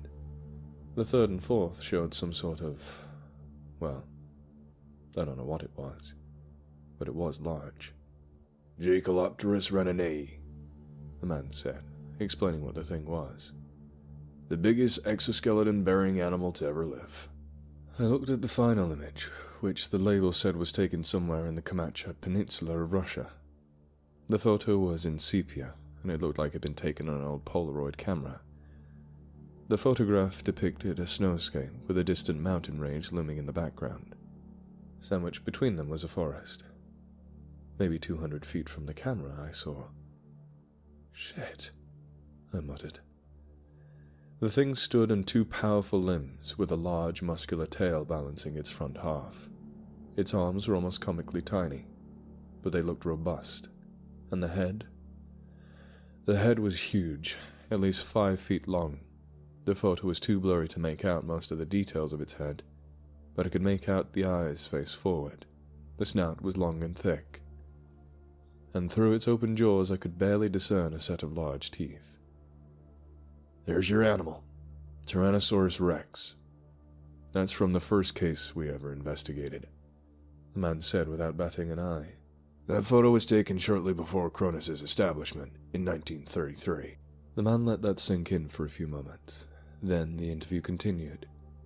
Nothing else interesting came of it, just some routine questions, and some more background information that went straight up my head for the most part. After about half an hour it was over. But still I had one more question. Plucking up the courage to speak up, I asked, "So what now? Do I get to go home now?" The man didn't look sure of himself for a few moments.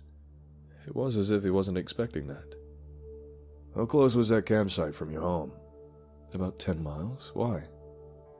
"Large predators have large territories. If our estimates are correct, an animal the size of a Tyrannosaurus might have a home range of 500 square kilometers. It might not be safe for you back home." I didn't know what to say.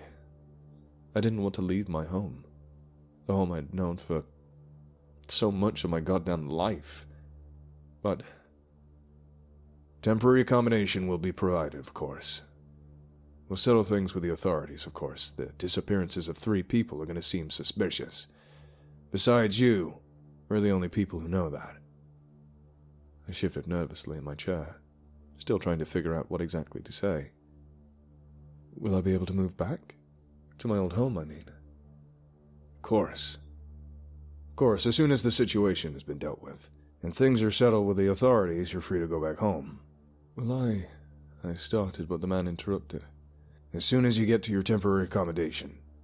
Yes, this operation isn't exactly under any sort of embargo. It's more of a matter of whether anyone would believe you. Hell, it might even be good for this organization's credibility." He talked for a few more minutes, and the man got up. I stood and we shook hands, and with that, I walked out of the room. Questions buzzed through my mind all the while. No matter how much I tried to distract myself, I wondered what other information the man was holding. I wondered what would happen to me if they decided that what I said was no longer part of the organization's interest. But none of that happened. I was given temporary accommodation, only about half a kilometer away. I was assigned a bunk in a small room with 2 other people whose names I will not disclose for obvious reasons. They're in the same situation as me. I was given clothes as well, and was given a little plastic bag to hold on to my few personal belongings. That's where I am now. I'm writing all of this to get things off my chest. Except for my roommates, I've told nobody about this. I don't exactly know how to end this, besides with a warning. There's a lot about this world we don't understand. The planet on which we live is a mysterious place, and the untamed, primeval realms that we have yet to explore conceal all sorts of creatures. Species that, by all accounts, should no longer still exist, or should never have existed to begin with. It's a dangerous world out there.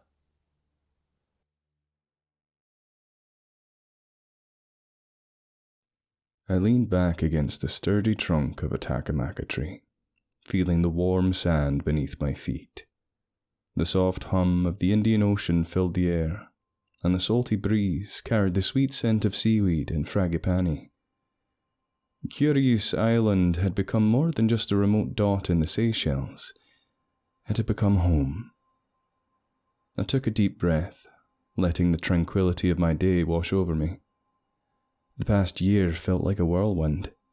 Leaving behind the brown moors of Scotland to join a conservation team here had been the adventure of a lifetime. I smiled to myself, remembering the first day when I arrived, pale and jet-lagged, blinking at the blindingly white beaches and impossibly blue waters. It was like stepping into a dream. At first, the work had been tough. Early mornings trekking through dense mangroves, knee-deep in mud, planting saplings that would one day shield the coastline. Afternoons spent under the blazing sun counting Aldabrigine tortoises, tracking birds, and keeping eye on the rare Coco de Mer palms. I'd come here with a love of nature, but nothing could have prepared me for the raw, untamed beauty of Curious or the deep connection I'd feel with this place. I reached for my water bottle and let my gaze wander over the horizon, where turquoise waves lazily lapped at the shore.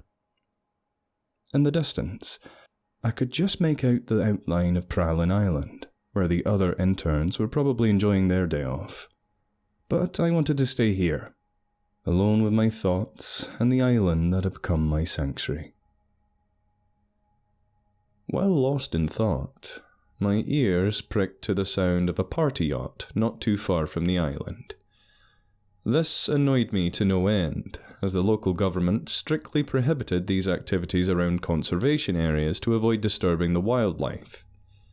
But before I could shout over to them, some members of my team blared on their megaphones to help them leave the space, or be reported to the authorities. The no-doubtably entitled rich kids on the yacht wanted to ignore them, but a passing-by Coast Guard vessel seemed to speed up their decision-making. Now I was able to get back to relaxing. I thought of the friendships I'd made, other interns from all around the world, bonded by our shared mission and passion for the environment. We'd spent so many evenings around campfires, swapping stories and laughter under the star-filled skies, the sound of waves crashing in the background. Those moments had made this place feel like home, more than I'd ever imagined. A small crab scuttled across the sand in front of me, its tiny legs moving with determined speed. I chuckled, watching it disappear into a crevice between two rocks. The island's wildlife had become part of the rhythm of my life here. Each creature a reminder of the delicate balance we're all trying to protect. With climate change and rising sea levels, these have never been more important times to help look after wildlife. As the sun began to dip lower in the sky, casting everything in a warm golden glow, I let out a contented sigh. My time here on Curious had changed me in ways I hadn't expected. The simplicity of life here, the deep connection to nature, and the friendship I'd forged had filled a void that I didn't even know existed. Tomorrow I'd be back at it, knee-deep in mud, battling the elements to plant the next generation of mangroves. But today, I allowed myself to simply be, to enjoy the peace that Curious had given me, to be grateful for the year that had transformed me, and to look forward to whatever adventures I still had waiting for me here.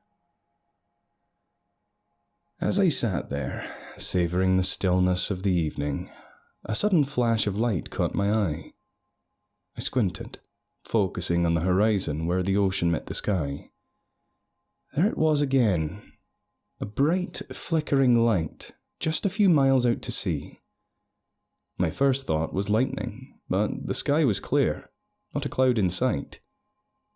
The light blinked a few more times, almost in a pattern, before disappearing. I frowned, feeling a knot of unease forming in my stomach. It could be anything. A reflection, some kind of atmospheric phenomenon. But another part of me whispered that it might be someone in trouble. Curious was surrounded by treacherous reefs, and more than a few boats had found themselves caught on those sharp rocks. Maybe someone out there was trying to signal for help. I stood up, brushing the sand from my shorts, and headed for the small boat we kept moored in the island's edge. Grabbing a paddle and a torch, I told myself it was probably nothing, but I couldn't shake the feeling that I needed to check it out. Better safe than sorry, right? Pushing the boat into the shallow water, I hopped in and started rowing. The familiar resistance of the ocean against the paddle felt oddly comforting as I made my way towards the spot where I'd seen the light. The water here was shallow and calm, so clear I could see straight through to the bottom. Schools of fish darted between the coral below, vibrant bursts of colour against the sandy seabed. The reef was alive with movement. Stingrays gliding gracefully over the sand, small sharks weaving through the coral, and sea turtles grazing on sea grass. But as I rowed, I couldn't help but notice the patches of bleached coral, pale and lifeless amidst the vibrant underwater world. It was a sight that always hit me hard. No matter how much work we did, no matter how many mangroves we planted or surveys we conducted, the reality of climate change was always there, lurking beneath the surface. I pushed those thoughts aside as I got closer to the spot where I'd seen the light. The sun had dipped lower now, casting long shadows across the water. I paused for a moment, listening to the gentle lap of waves against the boat, the creaking of the oars. Everything seemed so peaceful. Yet the memory of flashing light kept my senses on high alert. As I rowed further out, the island behind me slowly shrank, replaced by the endless expanse of ocean. The wind picked up slightly, and I felt a chill despite the warm air. I scanned the horizon for any sign of a boat, wreckage, or another flash of light. Nothing. I almost turned back, ready to write it off as a trick of the light, when something far out of the water caught my eye. A glint, just barely visible in the fading light of dusk. My grip tightened on the paddle as I steered the boat in that direction, curiosity and concern swirling together as I ventured deeper into the unknown. As I drew nearer to the spot where I'd seen the flash, the gentle rhythm of the boat's motion was interrupted by an unexpected sight. A bull shark, that sleek body cutting through the water with alarming speed. It swam away from me, its dark, menacing silhouette disappearing into the distance, as if it were fleeing from something. The urgency in its movement made my skin prickle with unease. Confusion welled up inside me. I was about to push closer when the light flashed again, more intensely this time. I squinted, my heart racing as the flash revealed something utterly impossible. A crackling circle, about 4 meters across, hung in the air above the water. The edges of the circle shimmered with an electric blue light, creating a strange pulsating effect. Through that circle, I saw a scene that defied all logic. It was a dense mangrove forest, completely out of place in the middle of the ocean. The mangroves looked vibrant and healthy, their roots sprawling like intricate networks beneath the surface. Strange birds flitted among the branches. Somehow, even at a distance, I could tell they were very unlike any species I'd ever seen. They had colours that seemed too vivid, almost unnatural, and their wings weren't made up of feathers, but skin. Just as quickly as it appeared, the circle closed, the crackling light fading away and the ocean returned to its usual calm. My mind raced, trying to process what I had just witnessed. A dense mangrove in the middle of the ocean. Strange birds. It was beyond my understanding, and before I could gather my thoughts, a new, far more immediate concern surfaced. From the depths of the water, a large, shadowy figure emerged. My heart skipped a beat as I saw it break the surface. Something with a crocodilian appearance, easily over 7 meters long. Its scales glistened in the fading light, and its massive jaws, lined with rows of sharp teeth, snapped shut with an audible click. The beast's eyes were like cold, dark orbs, fixated on me with an unnerving intensity. I froze, my mind racing through a dozen thoughts at once. The creature moved with surprising speed for its size, and its sheer presence was enough to make me feel small and vulnerable. My first instinct was to retreat, but the boat was already in motion, drifting slowly away from the creature. I fumbled for the paddle, trying to control my breathing and stay calm as possible. As the beast's attention seemed to shift, it glided gracefully back into the depths, leaving only ripples on the surface. My hand shook as I looked around, trying to piece together what I'd just seen. The strange electric circle, the mangroves, and the massive creature. It all felt like a fragment of some wild, impossible dream. My only thought was to get back to the island, to share what I'd seen and try make sense of it all. I turned the boat, my mind still spinning, and began paddling back toward the safety of the shore, each stroke feeling heavier as I fought to steady my nerves. The sun was setting fast, casting long shadows over the water, and the tranquil evening now felt eerily foreboding. By the time I managed to get back to shore, the sun was dipping below the horizon, casting an orange and pink glow over the island. My heart was still racing from the encounter, and the eerie sight of the massive crocodile thing was etched into my mind. I barely noticed the darkness creeping in as I stumbled back to the base, my nerves frayed and my thoughts scattered. The island was quieter than usual as I made my way to my bunk. My colleagues gathered around the campfire chatting and unwinding from their own day. I decided not to stop to talk or explain what I'd seen. I simply nodded to a few of them before retreating to my room. Exhaustion hit me like a wave, and I fell into a restless sleep almost immediately, hoping that the day's events were nothing more than a vivid dream. But sleep didn't come easy. In the middle of the night, a loud, jarring sound pulled me from my dreams. I groggily sat up, trying my best to make sense of the noise. It was the party yacht, blaring music far too loud for the serene night. The bass thumped relentlessly, and the laughter and shouting of the revelers carried across the water. The noise was piercing, cutting through the tranquil calm of the island and disturbing the seabirds. I could almost feel the anxiety of the animals as they scattered, disturbed from their natural rhythms. I sighed and threw on my clothes and rushed out of the room, joining my colleagues who were already assembling at the edge of the beach.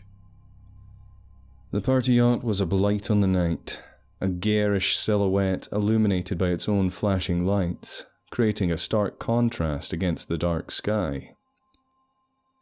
"Alright, we need to get them off the water," one of the senior interns said, holding up a megaphone. The plan was simple but urgent.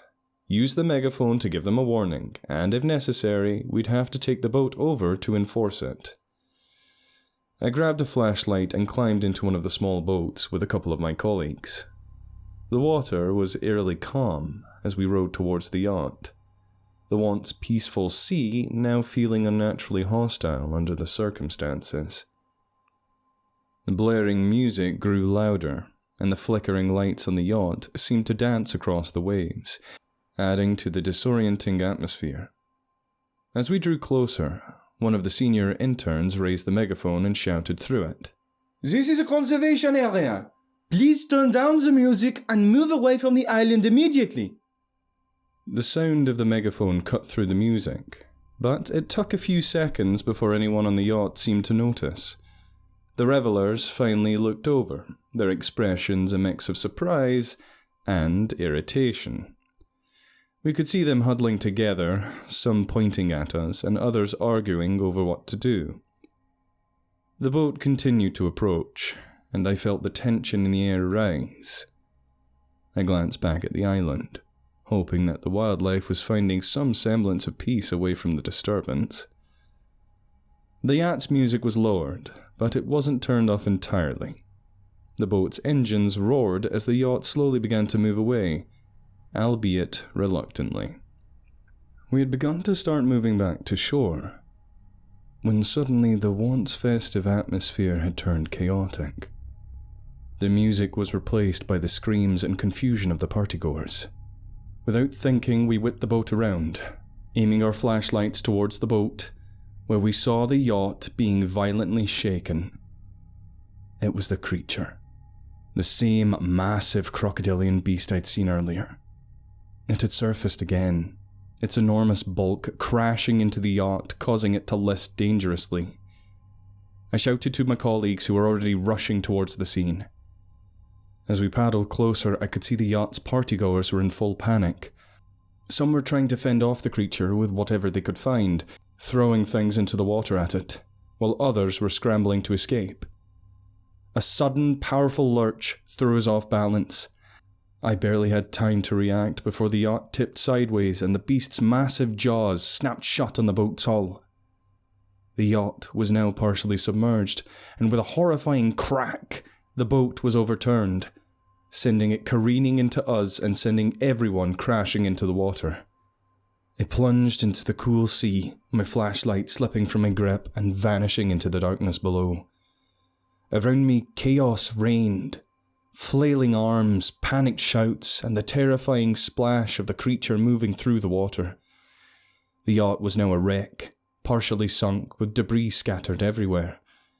I kicked and thrashed trying to stay afloat and get away from it, which seemed to be attacking anything in its path.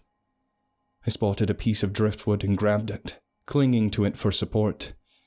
As I paddled away from the wreckage, I glanced around, trying to locate my colleagues. The water was filled with survivors, some clinging to floating debris, others trying to swim to safety. The roar of the creature echoed around us, growing fainter as it moved away from the yacht.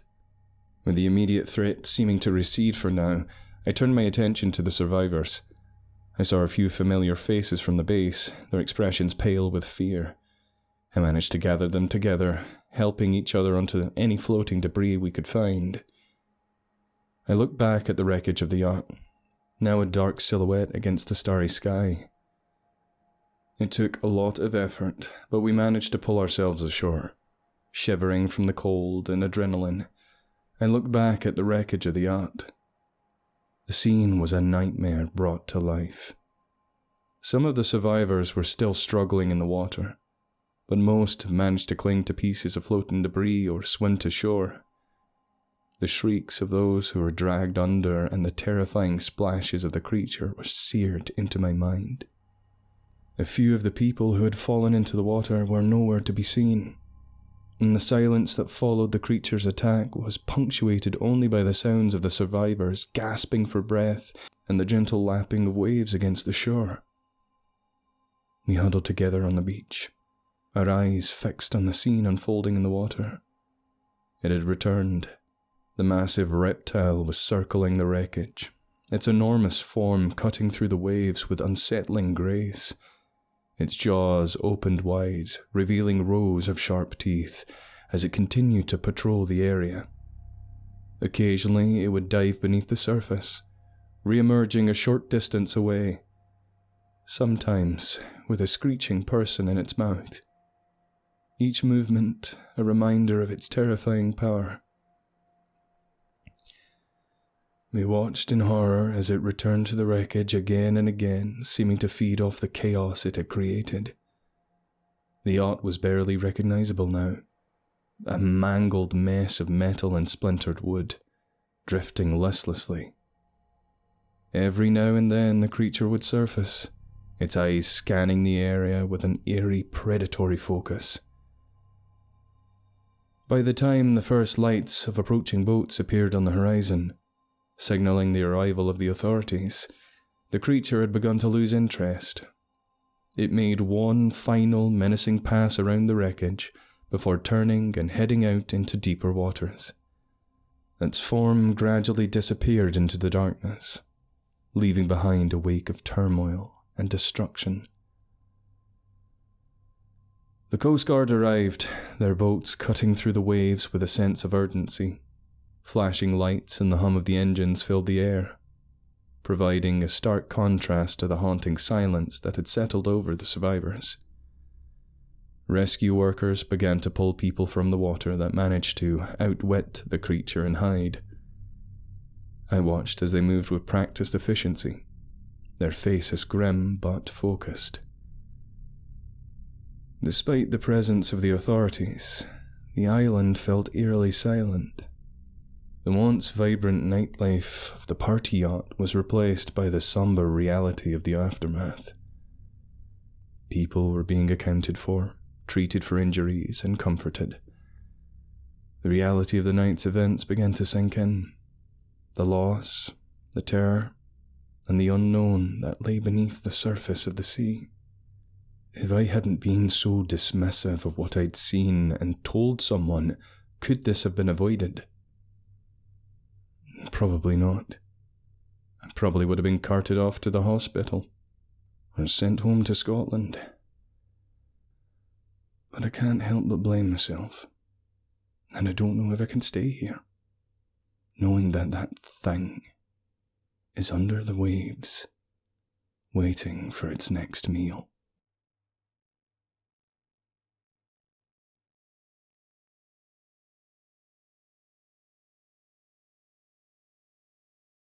The American lion is not extinct.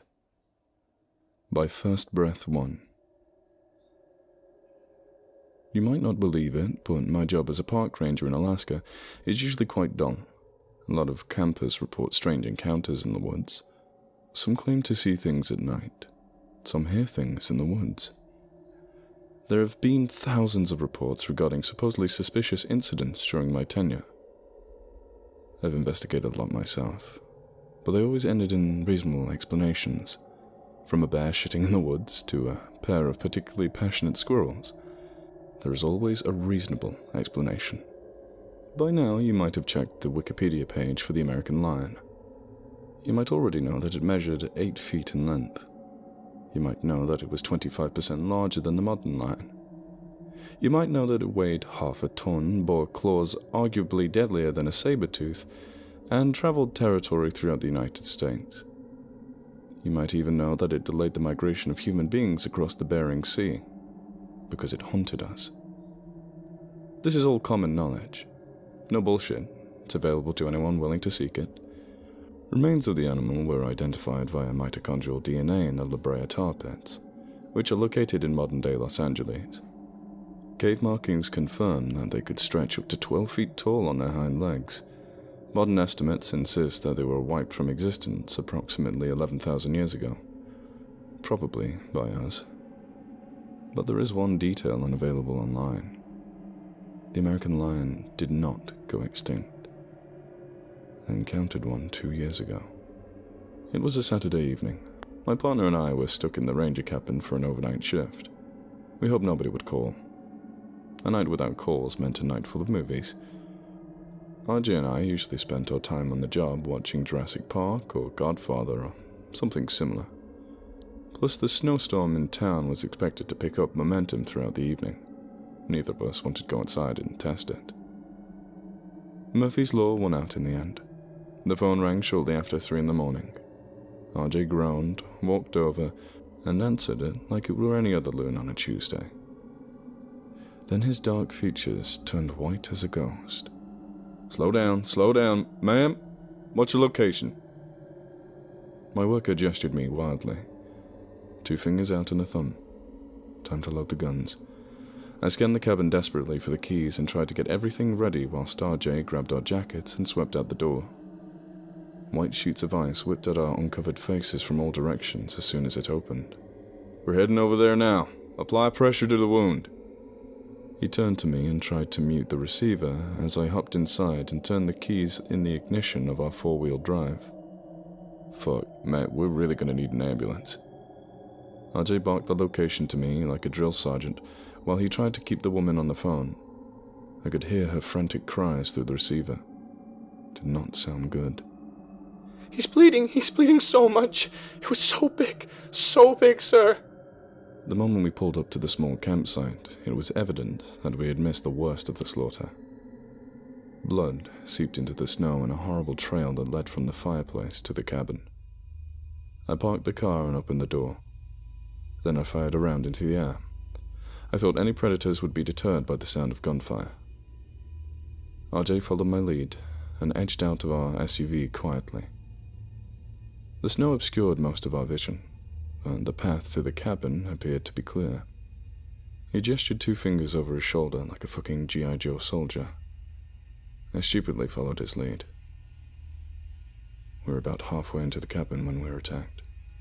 My partner was standing 2 feet in front of me. I never saw the animal until it was too late. RJ screamed before the lion took out his jugular.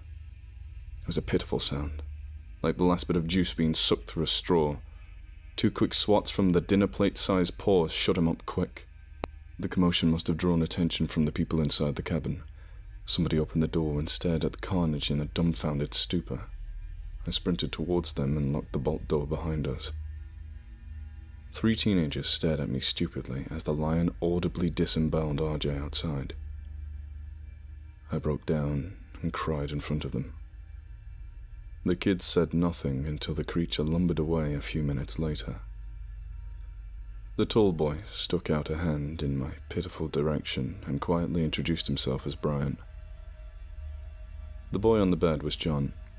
He was sitting up with a makeshift bandage pressed against his arm. Blood soaked through the cloth in a deep red. Most of it looked dried.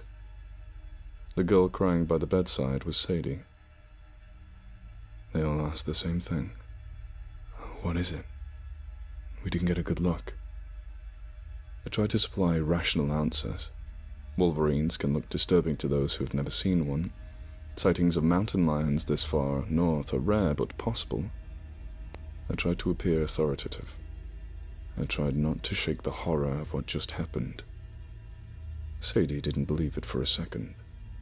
"That was bigger than a mountain lion. You saw it. What is it?" I fumbled for more rational answers. Sweat started to pour onto my shirt as the seriousness of our situation started to creep in. I was about to reply with more bullshit answers when a loud, obnoxious scraping shook the cabin from head to toe. "Oh my God. It knows we're in here," whimpered John. "Why would it do this? Didn't it just eat?" begged Brian. "It's doing it for fun," whispered Sadie. The noise stretched across the length of our room slowly, as if the lion were dragging its nails slowly across the walls. Then the sound started to rise. It started near the ground level and slowly went higher. To the windows, to the loft, to the roof. After one final thud, it soon became clear that the lion was standing on top of the house. Then it jumped. The entire ceiling sagged generously. Bits and pieces of snow slipped in through the unseen cracks. I beckoned for the kids to follow me towards the door before the beast jumped again. When it did, the wood started to crack. An entire panel fell onto the floor in front of us. A small pillar of snow started to leak openly into the kitchen sink. The lion jumped again and again, as more planks from the ceiling fell haplessly to the floor. I opened our door gently, as to not disturb the creature, before one final jump caused the entire ceiling to give way. The 4 of us squeaked out of the collapsing cabin as the lion writhed and growled at the thousands of splinters assuredly sinking into its fur. We passed the remains of RJ. He did not leave much more behind than a shell of bones and rib cages. He looked like a spent lobster. John's horrified scream drew back the attention of the creature. I could hear it stirring in the rubble. I pulled my gun off my shoulder as the kids ran into the car and fired a shot in the general direction of the cabin. The animal screamed. It sounded so human that it made me pause and reconsider. Then I raced towards the car, opened the door, and threw my key into the ignition. We never looked back. The car stalled out in the snowbank 3/4 of the way back to my ranger cabin. I made the group get out and run. Part of me felt like it was watching us, waiting for another opportunity to strike. When we made it back, I sounded every single goddamn alarm I had. The incident was thoroughly investigated by the National Park Service. My co-worker's death was determined to be a bear attack. The roof collapse by natural occurrences. I told them that was impossible. I told them no bear could cause injuries or damage like that. No bear could launch itself on top of a house. but we never had any evidence, and so our story was, for the most part, ignored. Regardless, I know what I saw. The American lion is still alive and well. It could be hunting people as we speak. It could be stalking the same south suburban woods we wander with so much blind trust. Sometimes, I can still hear it scream at night. I know it's not alone.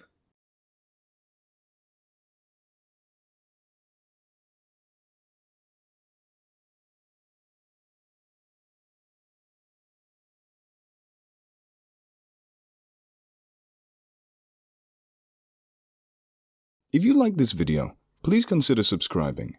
And if you're an animal lover like me, please consider donating to the World Land Trust, a charity that aims to help wildlife through buying land, preventing development, and helping endangered species.